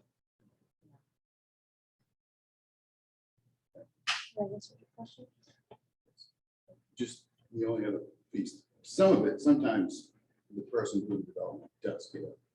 Yeah, oh, Yeah, just- absolutely. yeah. And there are some, the Webster Point, for example, 85% of that goes back to the developer. Terrible Pines, all of it goes back to the developer. So That's what's it's, in my head, that's why I couldn't. yeah, no, it's a understand how case by case. One more, so 800,000, we collect and spend 800,000 from those TIF accounts. Economic development purposes, yes. So this person has many roles. They do the inspection and the follow-up compliance for all residential properties with 3 units or more. They participate in the planning and permitting process for new construction or significant renovation or change of use. Their goal, unlike code enforcement, is to really focus on state fire safety code and NFPA standards, which the town council has adopted in ordinance.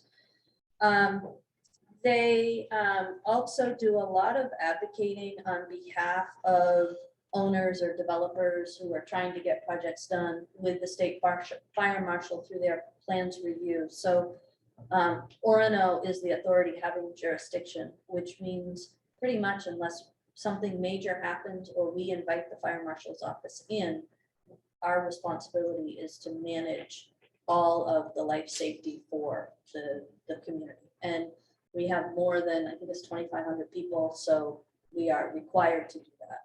As I mentioned in this, different communities do different things. I'm not sure they all follow, maybe meet that standard, and I don't know that there is a regulatory force out tagging towns that don't do it. However, it is a requirement. They also serve as, they represent the fire department, the town manager's office, and other departments in the town on several humane committees, emergency operations, event planning, wellness, the student life committees. They identify local business issues and work with departments to try to implement issues. So, for example, when we had an individual who decided to camp out on the former Burger King lot, the life safety person in their business support role worked extensively with the new owner of Burger King and various departments to find a solution that helped those people who were camping move on to a more permanent solution to their problem. Trash issues, that kind of stuff, but aimed at businesses. And they act as the primary liaison between the community and the town for issues that don't fall specifically within one purview. Like when we got the request to put up flags on Main Street, that was Rob Yerkson needed to do a little bit, Parks and Rec needed to do a little bit. We needed some help from the university because it went around many different groups. It became this person's responsibility to kind of do that. In an absence of a person like that, frequently all of that would just fall to the manager. Sure.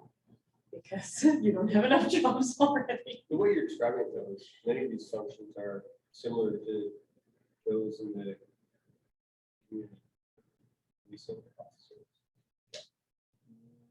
No. Community policing does, like, we pulled Ed in for some of the help with the person who was camping out, but that quickly rose to a business issue and a legal issue that they needed some help with, that we had to navigate the state with. It was far beyond our community policing resource. He was part of the team, but he didn't run that. But there is a similarity in the roles, and that both are doing community outreach and doing it hopefully in a proactive way. And I think the goal here is that the community policing was aimed a lot more towards neighborhood conflict and code enforcement complaints. The business liaison is aimed at the business community events and more of the outreach piece. Following a similar model, because I built them both, so the brain can't do too much different. But that idea of when somebody makes a complaint or has a concern and we try to address it. We had somebody who had an issue with the way we had permitted home occupation, and then it turned into a contract zone, and the trash company had an issue with continuing to pick up the trash there. So this person liaison got it fixed, but also what we don't have capacity for is 2 weeks after we think we got it fixed, instead of just checking it off the box, they went back, met with the business owner to make sure that there was really a solution. So the goal was to really have somebody that would be a primary contact from soup to nuts, and also would become the person that everybody knows, if you have a problem, reach out to that person because they'll get you where you need to go, instead of hearing, well, I don't know who to, this has been going on for months, but I have no idea who to call, so I just didn't call it. Yeah, and If it's business related, to me, that feels like Director of Economic Development. well, that would make sense if it was adding to a workload that wasn't already full. So the Director of Economic Development right now is working very regionally on workforce development, is working with the university on a variety of issues, on R&D, on things that are bigger. Also working to try to pull in more development, more tax base. It is an external looking position. I get that it would be great if I could have one person do it all, but there are in fact supposed to be reasonable limits on how much we ask people to work. And just because they're on salary doesn't mean that we have the ability to say, do your 40 hours worth of work, that's probably closer to 50, and this other 20 hours. So while it would be nice to do that, what was happening in the past is the business community was feeling neglected and things weren't getting solved because we were chasing the goal of trying to bring more development and more tax base to them. So when I look at eliminating the position, that business community stuff is now going to fall into whoever happens to be able to collect it. And the real service drop that everybody will see is the life safety inspector will go back on shift. And the decision was made 20 years ago, 15 or 20 years ago, to pull the life safety inspector off shift because if they're on shift, community is now waiting 3 days. Back then it was 3 days, now it's 4 days. If your fourth day happens to hit on a weekend, you're probably gonna have to go to the next time you're on shift. And there might be an emergency. And there might be an emergency. And so the goal here was to be able to have a consistent response advocate, to be able to advocate with the state to help people find resolution and to be able to follow up and not just say, there is a problem here, but there's a problem here. How can we fix it? I am not in favor of not filling that position. I guess we can talk about it a lot longer, but let's see what the group thinks. I'm not in favor of not filling it. I think it's, I mean, for all of the reasons that Sophie just went over, but also what's included in this material about the pilot. The University of Maine, I think that I know that I tend to think, yeah, the university should pay us a pilot and probably they should pay us more. However, it is a voluntary pilot and it is the only one of its kind, and it is contingent on some services that we provide to the university. And if we did start messing with that, you might be looking at losing some significant revenue. And I don't think that that's a risk that I would like to take. I highlighted that part too, the connection to the university. I am not in favor at all. I'm in favor of hiring for this position. I'm not in favor of eliminating this position.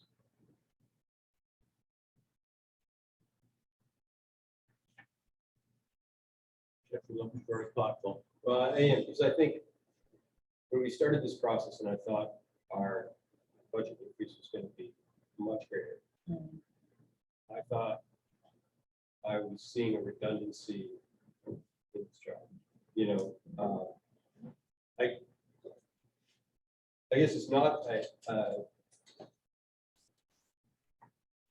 if our budget increase is $74,000, and this is, compared to CPI and, increases and things, that's not huge. The town would, in Sophie and others' expert opinion, suffer a real decrease in the services we could offer. I can see the legitimacy for keeping it. I would like to go and have an ongoing discussion, now that we have a unified director of public safety, about how we can maximize efficiencies between our community policing and our life safety people, because it does seem to me that we should be, if we're integrating those departments more closely at the managerial level, there should be some operational way to increase efficiency. So I will just say that we are reorganizing this position. Last year, or FY22, this position lived in economic development. We are pulling that out of the home department of economic development, putting it back into the home department of fire, and building some systems that should address some of that, Jeff. I think the other issue we have with community policing right now is we're trying to figure out how to make that work, because for the last year, our director of community policing has pretty much been in the school as the school resource officer, which also creates issues. Because the other officer is on patrol more often. Yes. Well, it started out that Well, way. maternity and leave. Now they're on Maternity leave, maternity but- leave. Well, she's not on leave yet, but she's, yeah. But And- initially because of gaps in the department itself. And the way it works, especially as we had we had a third of the department leave in the last 14 months and of the police department. And when that happens, you're going to take the patrol officer that was in the school as the SRO and pull them out, because what the community needs is a response first, which then puts your community policing person in the school, which is every day, that's all they're doing. So we're still trying to get our feet up under us with the massive change in the police department. And, some other day we can talk about why that happened, but that's probably not a discussion for today.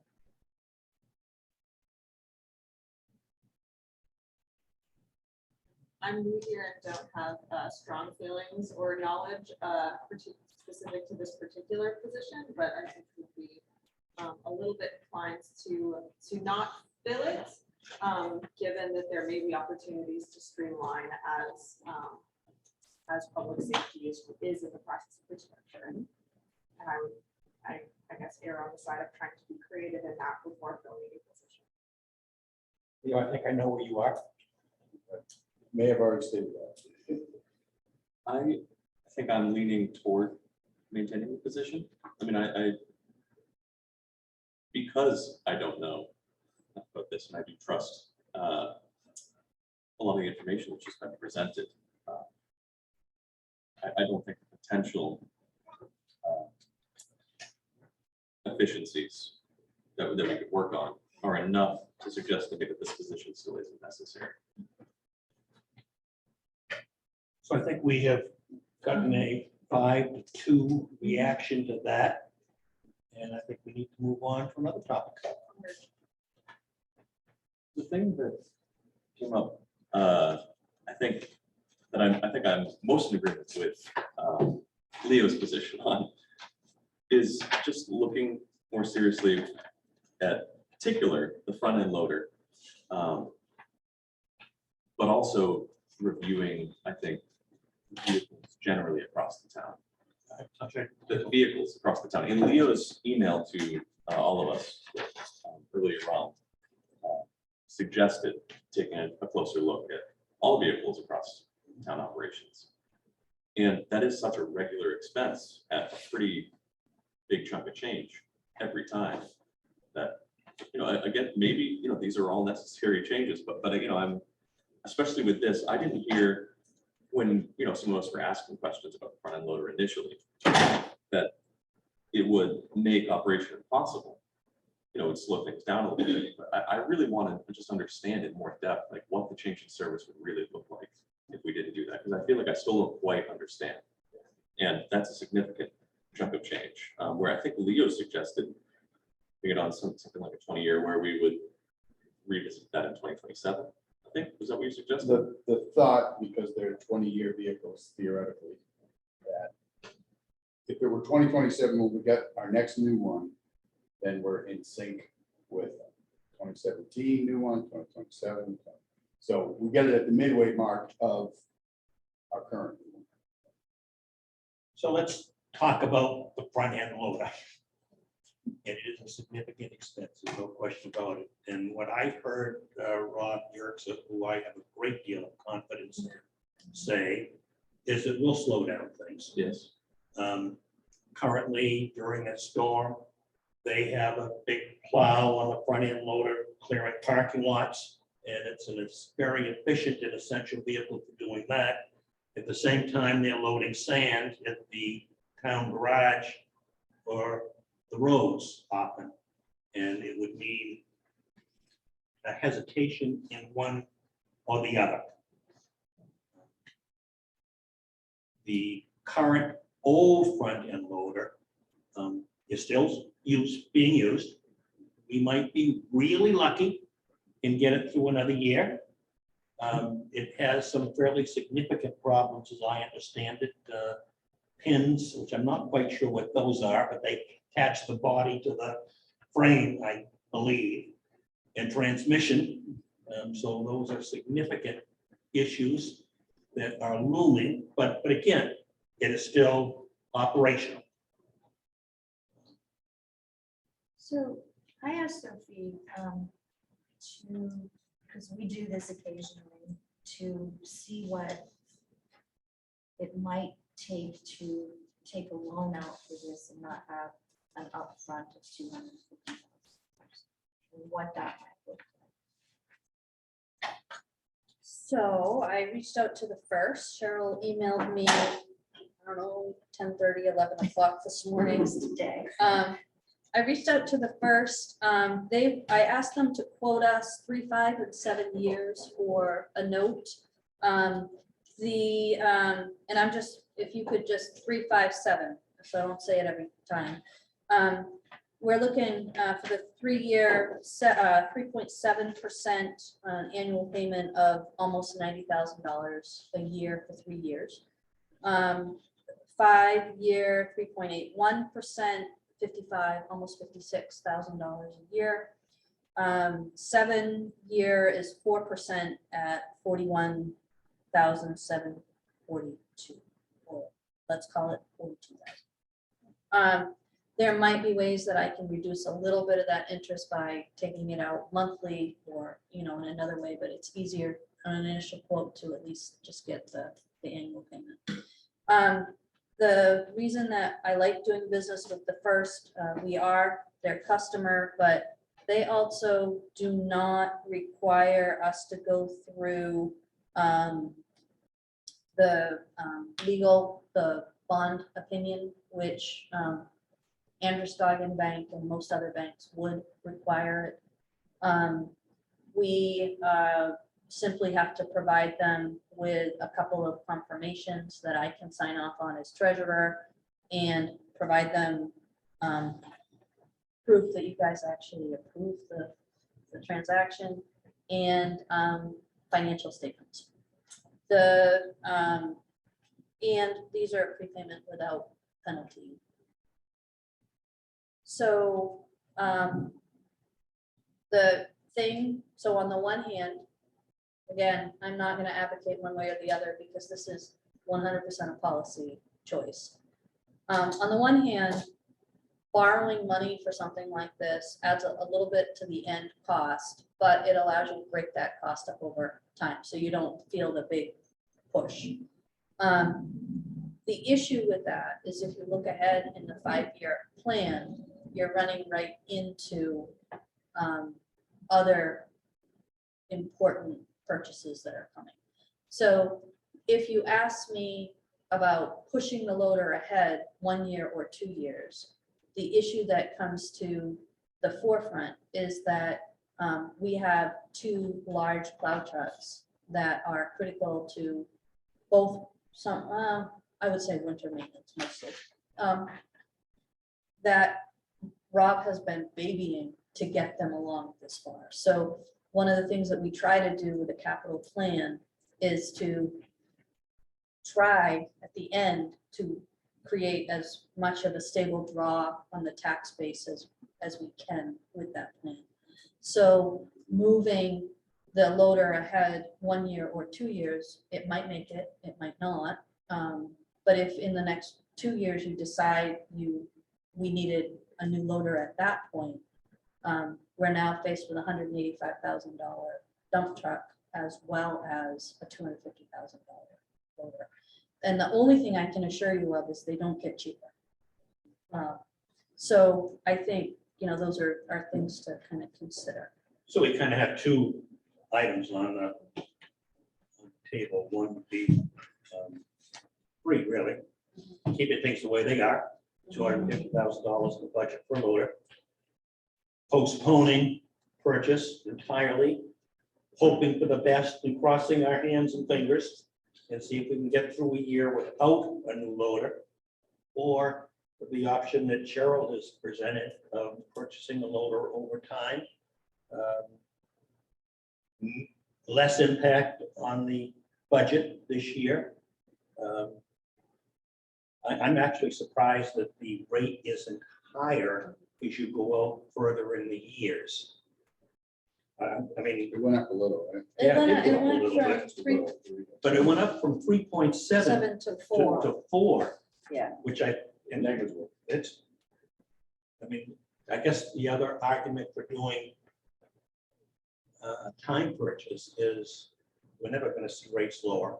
And And the thing I was really thrilled about, because normally I just ask for a budget.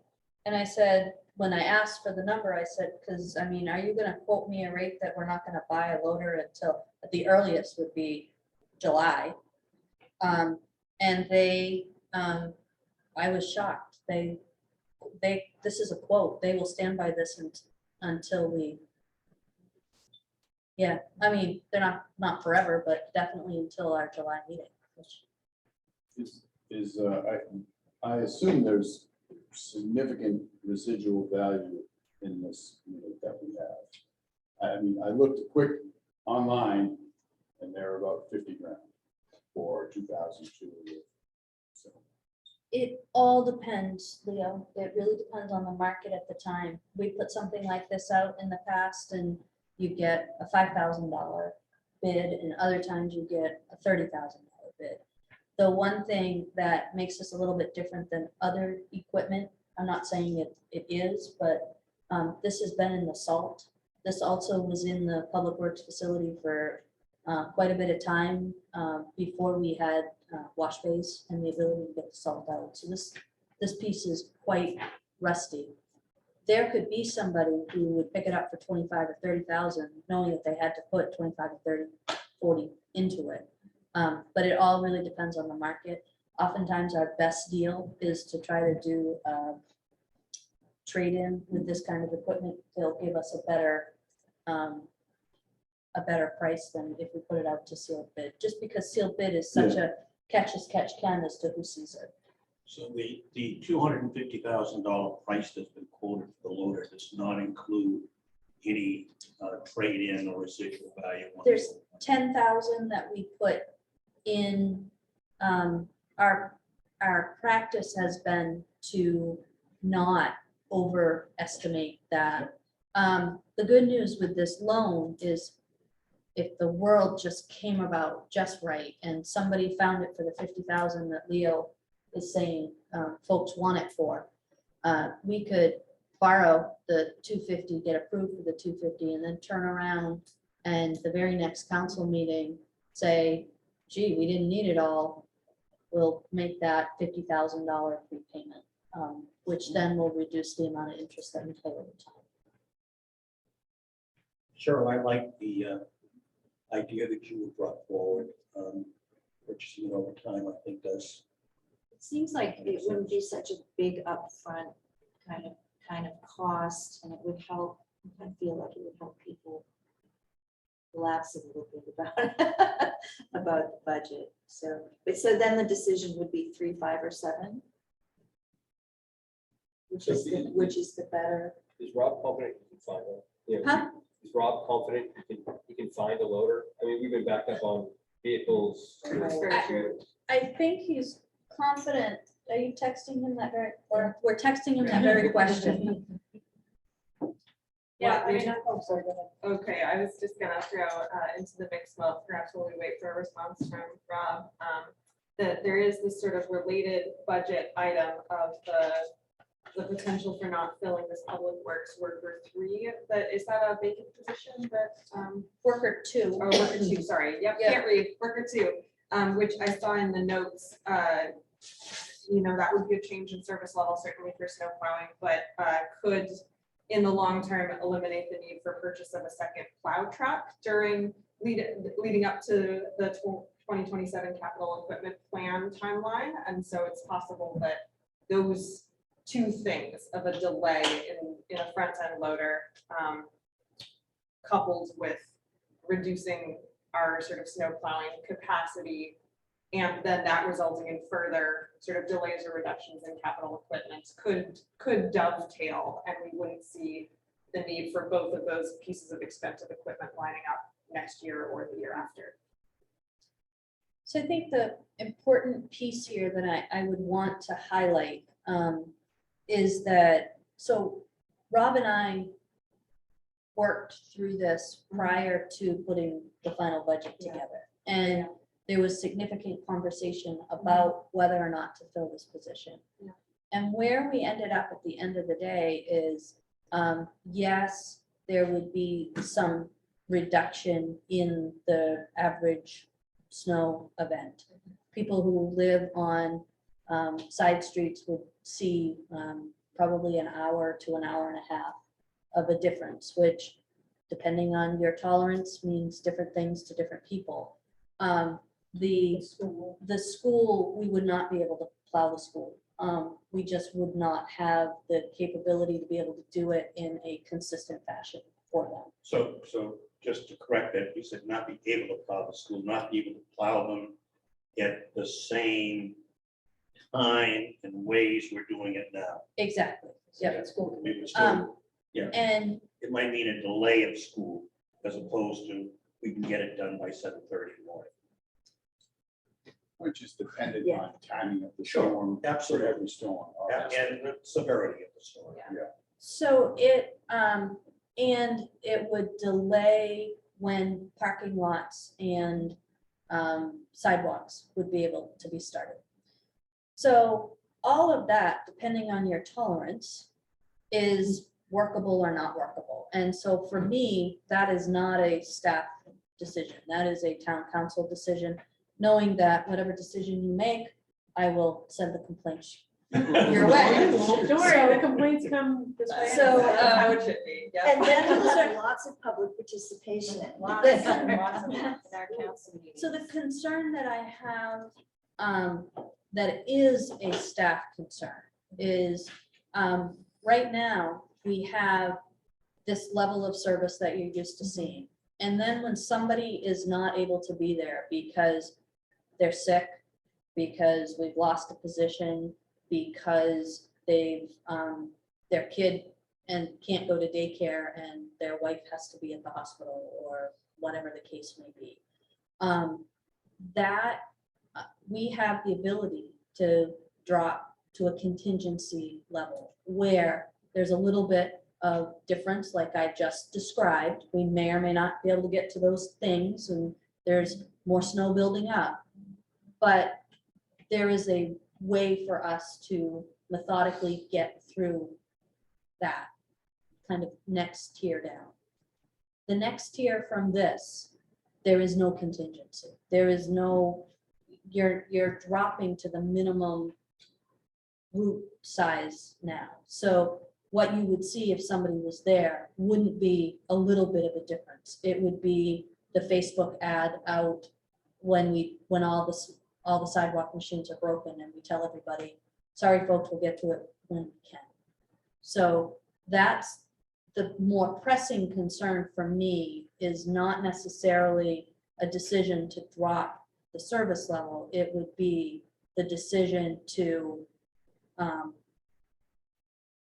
go from the service where you want, your drop service level, to potentially go much further down.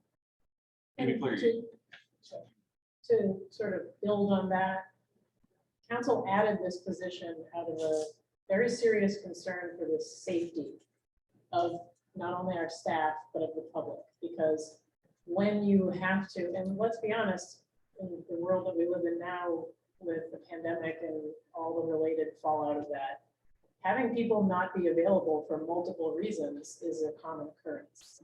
And so where we added this position pre-pandemic out of a concern for safety of the staff and of the public, because you don't want somebody who's driving a truck for 30 hours to crash into something. If we were to drop, if we're existing on contingency level because we've cut the staff position and then we have to drop, we're undoing, the work that council did to say, we are concerned about the well-being and safety of our staff members and of members of the public and their possessions during snow events and plowing. By cutting the staff position, what we're saying is, never mind. You just have to suck it up. And if your car gets totaled, or if this guy, falls asleep at the plow truck and he hurts himself, So let's be clear Right. though, I'm not in this suggestion, I am not suggesting we go back to a one shift setup. we would just plow way less. We would Way, plow way with less. way less people. Okay. And so you're going, right now, we're dropping to 4 routes, 4 plow truck routes that we would, so you have 4 people plus your floater every time, and that floater is important for the operation. And then you would, somebody is out, you're now putting your floater in the truck, or you're down to 3. Not that completely alleviates safety concerns, because But- I know that we've joked about, well, Orono's roads are so much better than other towns nearby. Also, we have high volume traffic. Safety on the roads is incredibly important. So in my feeling, I would not be in favor of getting rid of that position or not filling that position. Similarly with the front end loader, I've sat through 5 other years of budget hearings where we have on many occasions said what kind of a version of what Tom just said, let's kick the can forward a little, let's push it forward, let's cross our fingers, let's hope that nothing breaks. And it has cost us money, it has cost us time, it has come back to bite us.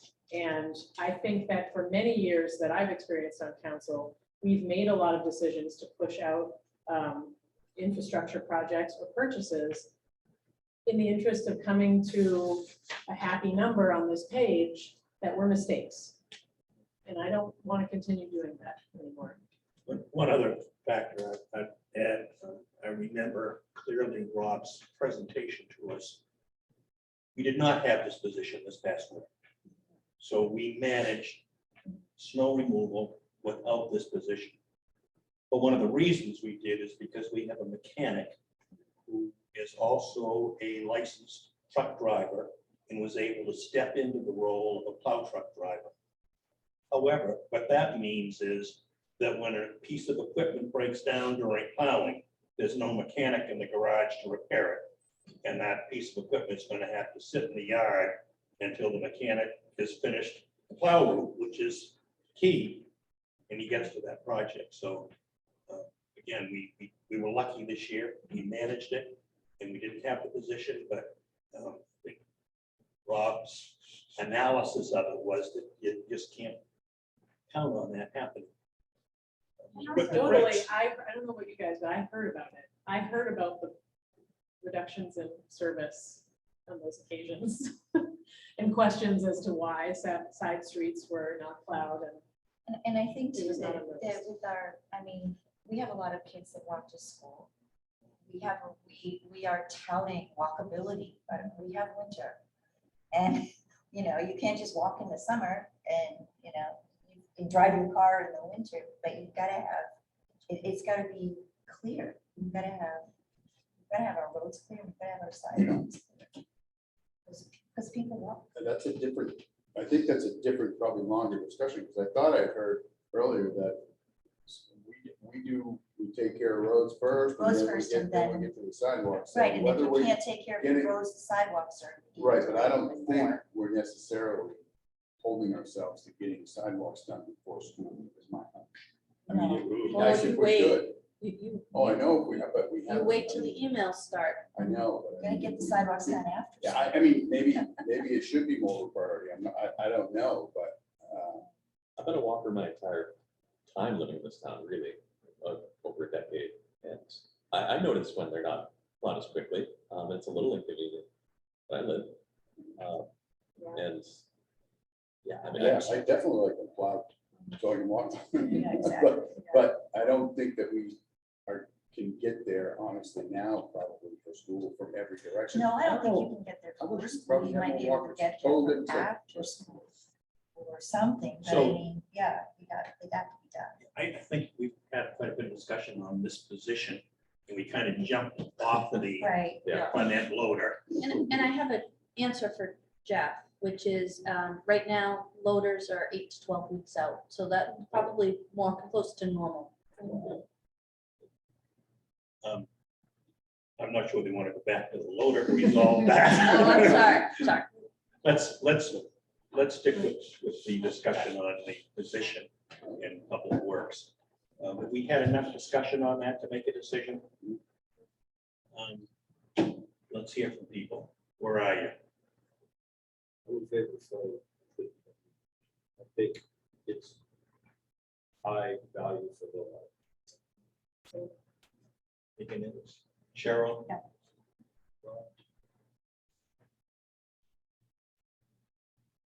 I'm ambivalent at this moment.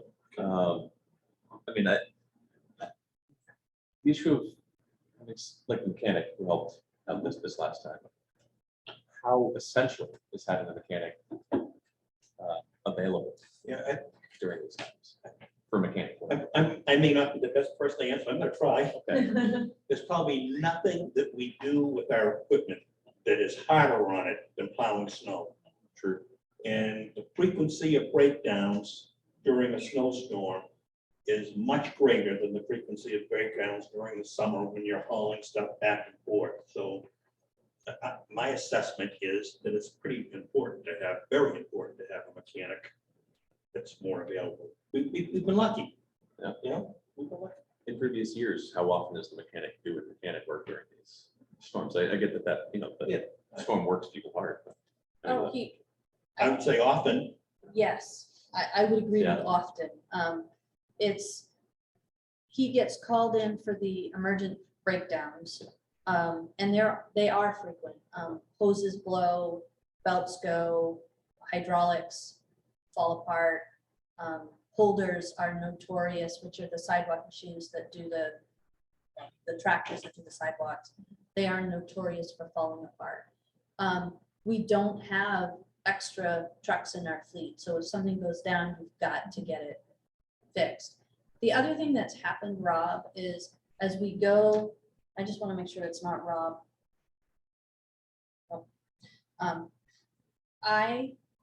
As we've moved to the split shift, the thing that is happening is those trucks are moving constantly for longer, because when we had all one shift, they would start and go for a long time, but then as soon as it was safe to stop, we shut everything down, and then the mechanic could come in and tweak things if they needed to be tweaked.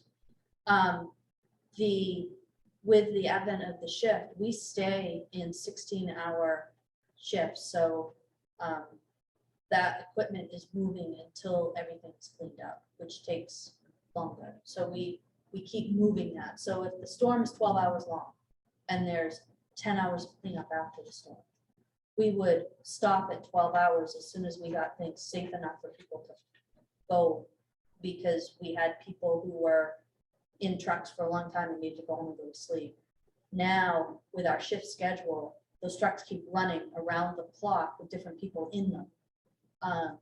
Until we are fully cleaned up from the storm, and then they get parked for the next time.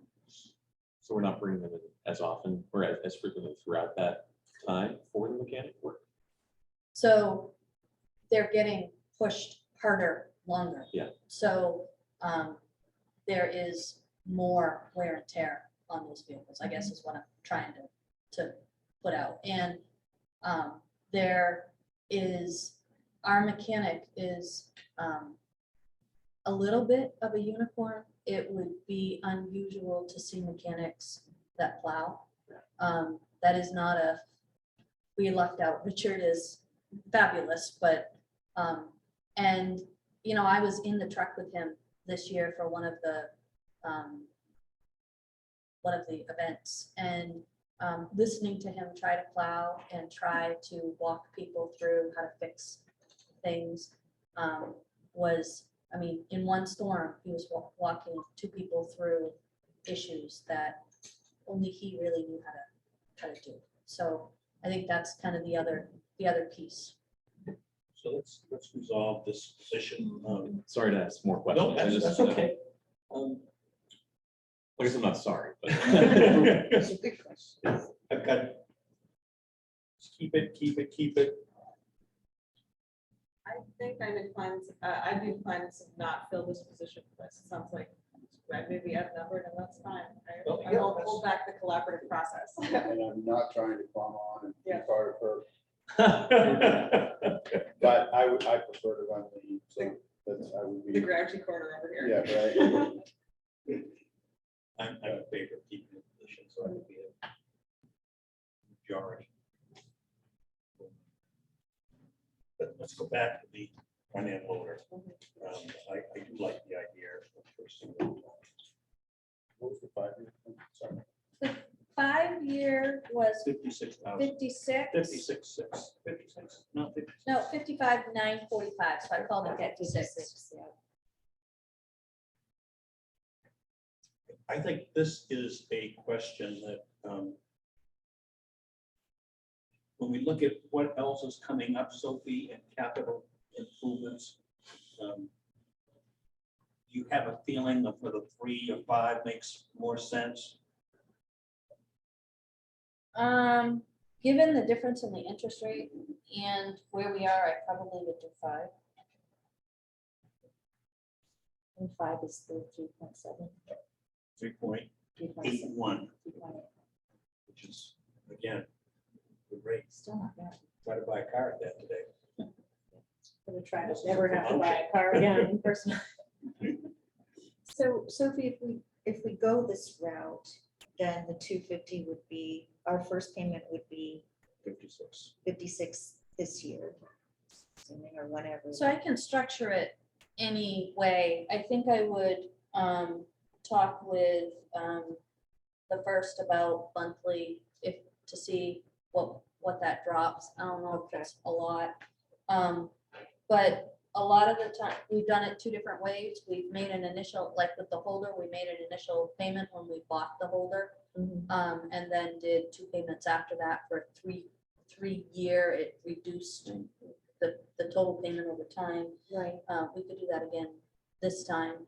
Sometimes when we borrow, we take advantage of that 1-year grace to get into the next fiscal year. So it really is a matter of, with the first, they let me kind of tell them what we want and make it happen. So I am in favor of purchasing it, and I am in favor of financing it over 5 years. Do I have any agreement on that? Yes. Yes, Yeah. I think that's the best solution to that. Seems fine to me. So the way that would look on the budget, just so you're aware, this is not a separate fund purchase. This is a general fund purchase. It would show up as a single year purchase this year with loan proceeds to offset it. So it nets to 0. And then whenever we decide our first payment is gonna be, that payment would show up either in capital, knowing I'm gonna use it for debt, or to move it over to debt. If we were gonna do it this fiscal year. What would change on a comparative tax rate? So your comparative would either, depending on how we set it up, if we were gonna make the first payment this year, it would go down almost $200,000. We'd be below our municipal assessment from previous year. Yeah. Do you have a preference on a payment in a year, or? I would, I'll jump in. I'd like to see a payment this year. I mean, this This fiscal year coming up? fiscal year coming up, So that would, 2023 year. so that would make a difference of about 75. It would be a difference of about 200,000 because we still have to appropriate the money for the payment. Or if you're doing your net comparison, it would get you down to 75,000 under last year. Difference of 12, okay, yeah. Okay. Any other items we want to go through? I'll say I'm not for eliminating the Parks and Rec department. I am not for eliminating. Me Parks and either. Rec. I think we're going to get unanimous agreement, and I'm not for closing the pool. Even though I haven't been in it. Maybe this is the summer. I'll make my own pool. It's 44 mile long. Oh, I was gonna- I know we've got limited time here, but sort of related to the front end loader situation, it's not really in here, but I again want to reiterate my support for what Leo brought up in his email. Figuring out some process by which we might review all vehicles in town. But that's another time. So I just want to let people know that the $40,000 life safety vehicle is not in the budget right now. That is not part of this. Neither is the one, Mitch doesn't have one this year either, correct? No. Because you came and talked, and I was trying to The, piece it together after what you were talking about, but it's nothing is in this year's budget. no, the only administrative type vehicle in this budget is the fire department, the public safety safety director that we are paying for, we pulled off for the ARPA budget. So if at some point, Rod, in the future, we would like to take a look at the entire vehicle situation in our town. So I think, not that I wouldn't support or help with that, but I think there's a larger discussion that Rob and staff, Rob and I have been working towards to have with council about asset management and an asset management policy, which would get us out of a lot of these conversations, because council would come up with a policy at the end of the day that drives the decision making. Because at the end of, I guess, the question I have, and it really doesn't matter what I think, right? But at the end of the day, if council had a policy that said, here is what we look for, here is when we look at replacing vehicles, or here's when we look at infrastructure, that seems more policy than let me look at a list of every single piece of equipment and have council debate what mileage or which one should go when. I do think that I don't have any problem giving council the list. I don't have the specific list that Leo asked for. It's going to take time to run around and get mileage and some of that information. But on our asset, I think when we think about effective use of time and driving more stable decisions long-term as opposed to big sea changes, right? Taking the time on that asset management effort, which staff has worked extensively in the last year to gather the data to support those conversations and to implement the policy and the plan, which is a council plan, that will drive those decisions, so that when you look at a budget in future years, it is going to be following a plan that you're already articulating to staff, saying, this is how we want you to manage our fleet. And then we should be asking questions to make sure we're doing it that way. But at least it's not, in this moment, let's debate what the number is, as opposed to long-term, this is how we want you to do it, and then we'll test you to make sure you're doing it the way we told you. I find it reasonable that we set up some criteria that we all Yeah. agree on. I think the other piece to my request was, I guess, looking at usage and who, like, do we have, how are we doing pooling? You know, I know that the university, I'm sure, has a vehicle pool or whatever. Don't I wish I had enough for that? Yeah. Don't I no, wish? No, but I mean, But- how, like, who gets cars? Right? Who has to have a car and how many can we share? How can we effectively share it? So that I think is more, I'm also asking for that, not just the mileage and rust and all that stuff. So, again, I think that that is an asset management discussion. Because I think you set up kind of what the parameters are for some of those decisions. Those are the big policy questions that drive kind of those things, but Well, and Sophie, I mean, this conversation for me very much fits into an item that is a high priority that has been on our work plan for a couple of years now that is in progress. About a larger scale, 20-year asset management, including not just vehicles, but our buildings. And I mean, because there has been kind of a patchwork piecemeal approach for a very long time that has not served the town well. So that 20-year out visioning of how we're going to manage our assets and what policies we're going to set in place to ensure consistency from council to council, I think is very important, and that fits into it for me, so. And we can still talk about Yeah, sure. who needs a vehicle, Sure. who gets assigned a vehicle, and how do we share vehicles. That feels very different than asset management to me, but maybe it fits into it. Because asset to me is talking about the actual asset, and how to manage the asset, but less about.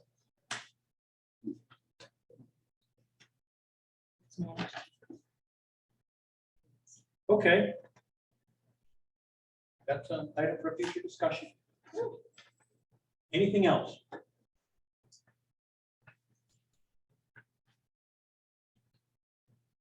Are we approaching the point where we're ready to say this is a budget that we are directing our manager to present at the public hearing?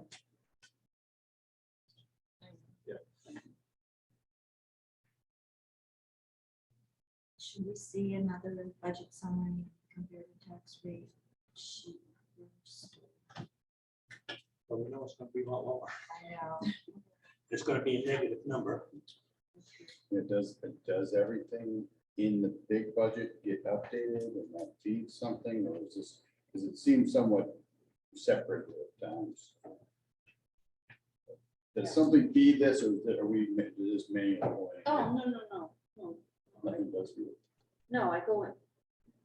Of course, somebody's.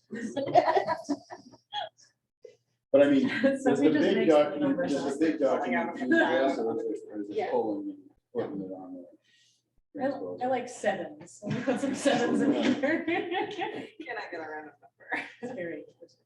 Just give me, if you guys can talk amongst yourself for Sure, we can just a moment. cracking jokes about random numbers. Um,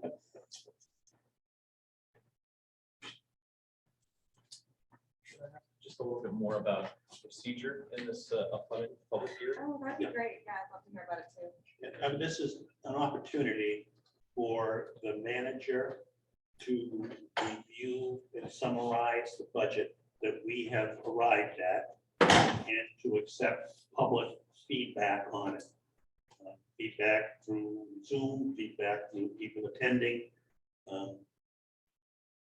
We are not taking any formal action on the budget during that public hearing.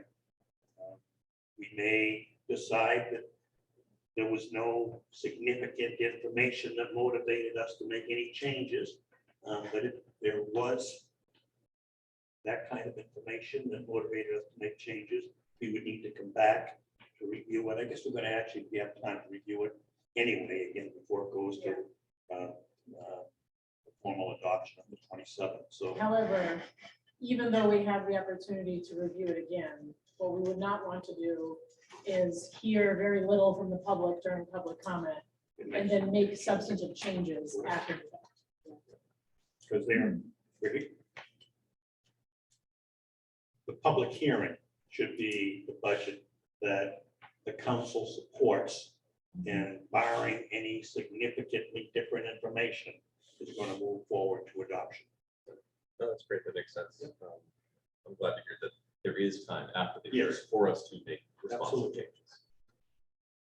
changes. And tonight, when Sophie's ready to listen to us, we also have the opportunity to talk to her about anything, any suggestions we might have in terms of how she might present that material to the public.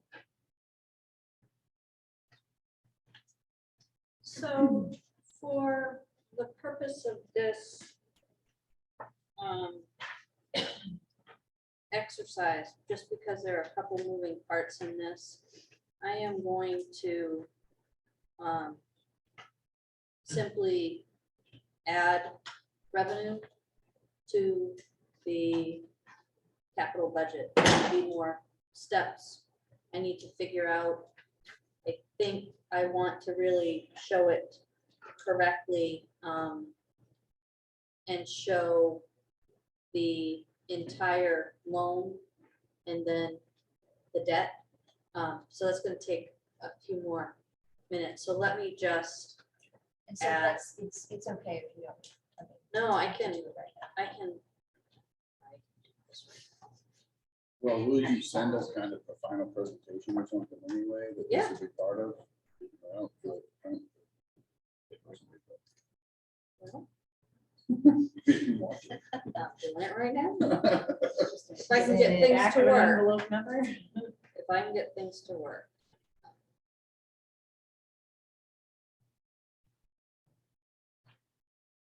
So, sit talking to us. Yep. No, I'm gonna have to send it to you. I apologize. My efforts are not working.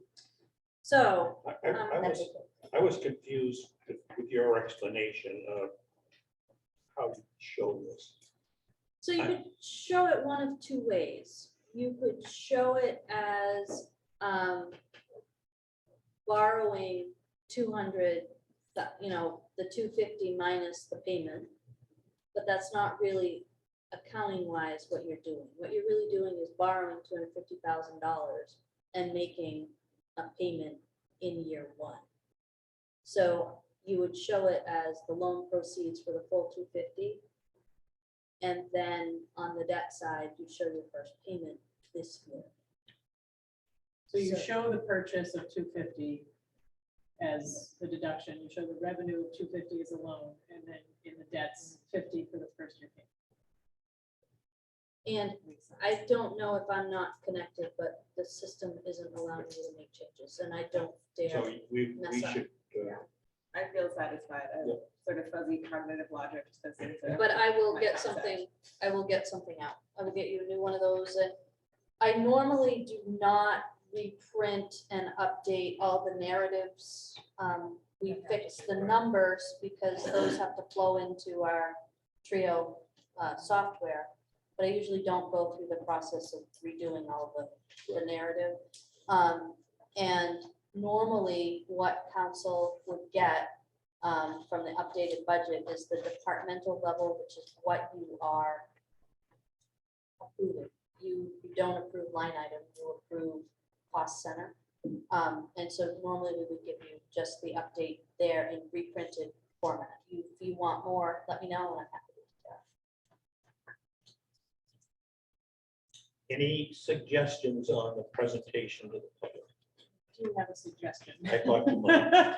So, I always have suggestions, but I'm very into how we present information and how we speak to people and narratives and things. So, in previous years, of course, I have been a big proponent of breaking the assessment out in the wheel, in the pie chart of like how much belongs to the town and how much belongs to the school and how much belongs to the county. And I still think that that is an effective way to represent what the tax bill is. But the other thing that I got to thinking about in the conversations around, the is there this sense of urgency to try to cut $400,000 to $600,000 out of this budget, and is this budget too high? Are they, that kind of thing. And I was also thinking about the school budget that just passed, and thinking about the fact that that budget was approved by the public, by the community, who are in theory the people that are also electing us, right? That was a $7.2 million budget that services 800 people. And we are talking about, I mean, now it's reduced in all these numbers, but we have essentially been talking about a roughly $13 million budget that services 11,000 permanent residents and also has to account for buildings and infrastructure for a number of people that can expand up to 24,000 when you include the university. So like we are spending 10 times roughly as much money per individual on our school budget, right? I mean, like when you break it down to like how much money per person. And so for me, it's kind of wild to think that like the school budget, now this is not an argument against the school budget. Public schools in America are chronically underfunded and ours is no exception. The school could use more money, of course. But the public enthusiastically supports a ratio of 800 people to $7.2 million. To me, it seems wild that we're tearing ourselves apart for a $13 million budget that services up to 24,000 people. So I wonder if presenting the information in that way could add more perspective. And it doesn't have to go into extreme detail.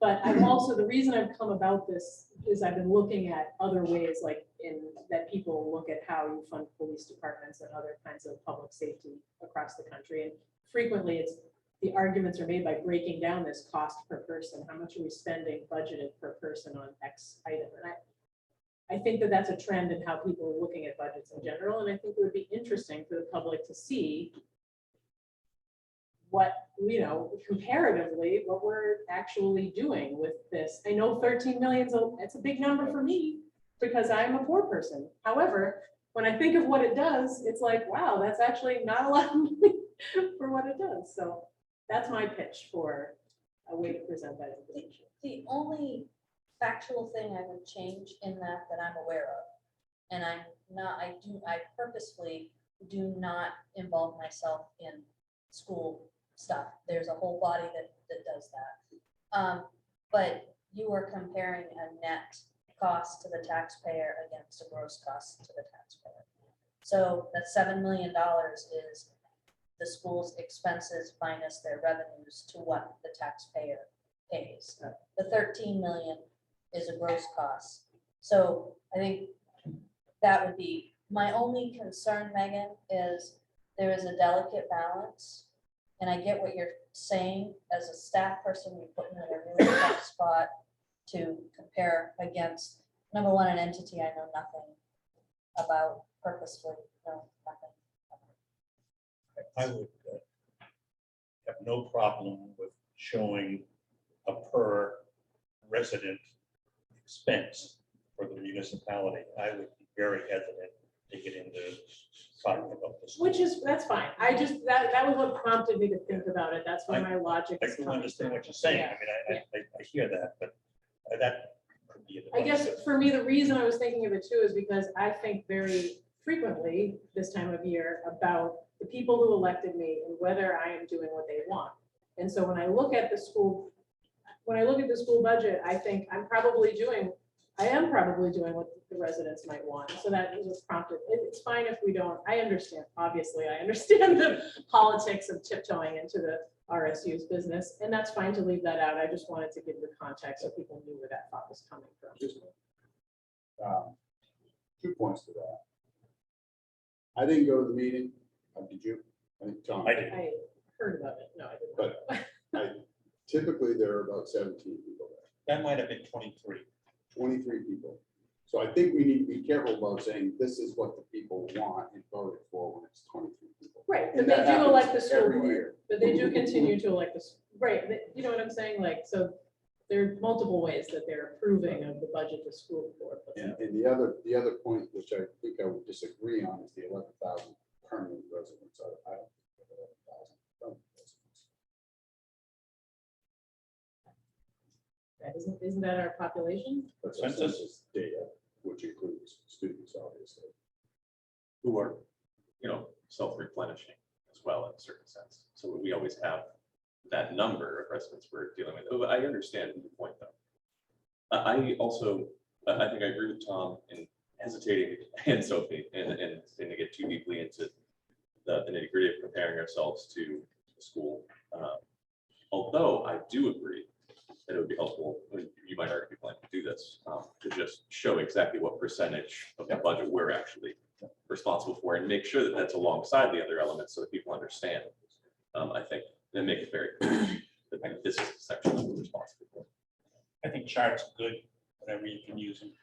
I do like People like Charts. pictures. So, I'm good with pictures. I'm good with charts. I'm good with getting my pen back. My goal here would be to try to find that happy medium, so I'm not just rattling off Right. numbers. We'll post the budget documents so people have a lot of that in advance. Try to make it concise, and we'll ask probably for the same help that Megan and Tom usually give me with that. Do you normally, when you put that out, do you normally get feedback? Does much come back? Like when it's posted, here it is, we're gonna have the thing. Is there 2 people might say something or 30 people might say something? Posted And the, typical. the budget, Yeah, like this, we're gonna present on whatever day, here it is. Here's what So- we're presenting.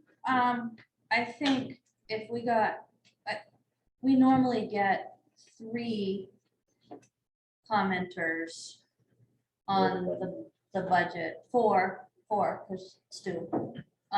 He hasn't. But He does in the but Zoom meeting. even if he I miss doesn't him. join us in the Zoom, he's thinking about it, and Well, I wish we you will, would we join will us in the hear. Zoom. But I think that no, we don't tend to get a lot of comment. The one time we did get commentary was the year that we had already cut $500,000 or $600,000 out of the budget, and council came back and asked for tier. Remember, we did tier 1, Tiers, yeah. tier 1, tier 2, tier 3, and to try to take another 400,000 out. We got a lot of commentary at the public hearing on that one. But other than that, on a normal Mostly to year, stop doing that. we just, I don't know what would fit in, Sylvia, your presentation, but I do think that it's worth noting that we are finally receiving the state revenue that we are supposed to receive. And that's a big help for sure. Yes, we hope it's gonna continue. is it, Because for years and years, we didn't have that revenue. yes.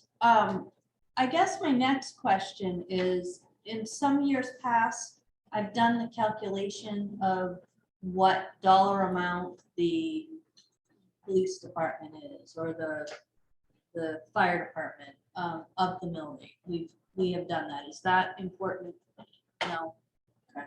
It's work, but I mean, possible. Okay. So essentially, just keep doing what I've been doing. Okay. I just wouldn't want it to be kind of, just to recycle it unless that's a good thing. Anything else for the group tonight? Thank you all for your attendance and your questions. Motion to adjourn. So, Second. oh. Third. All in favor? We're all in favor. And we will meet at Our next meeting is 5 PM on Monday, and bring snacks because this is a long one. Oh, we haven't talked about, Tom, I just made assumptions around the, like the village tax district, that we aren't asking for money. The fee schedule, it represents what we've already seen in the budget. there are some changes there, but nothing really major. I guess that's, I'm just assuming all that's pro forma. Okay.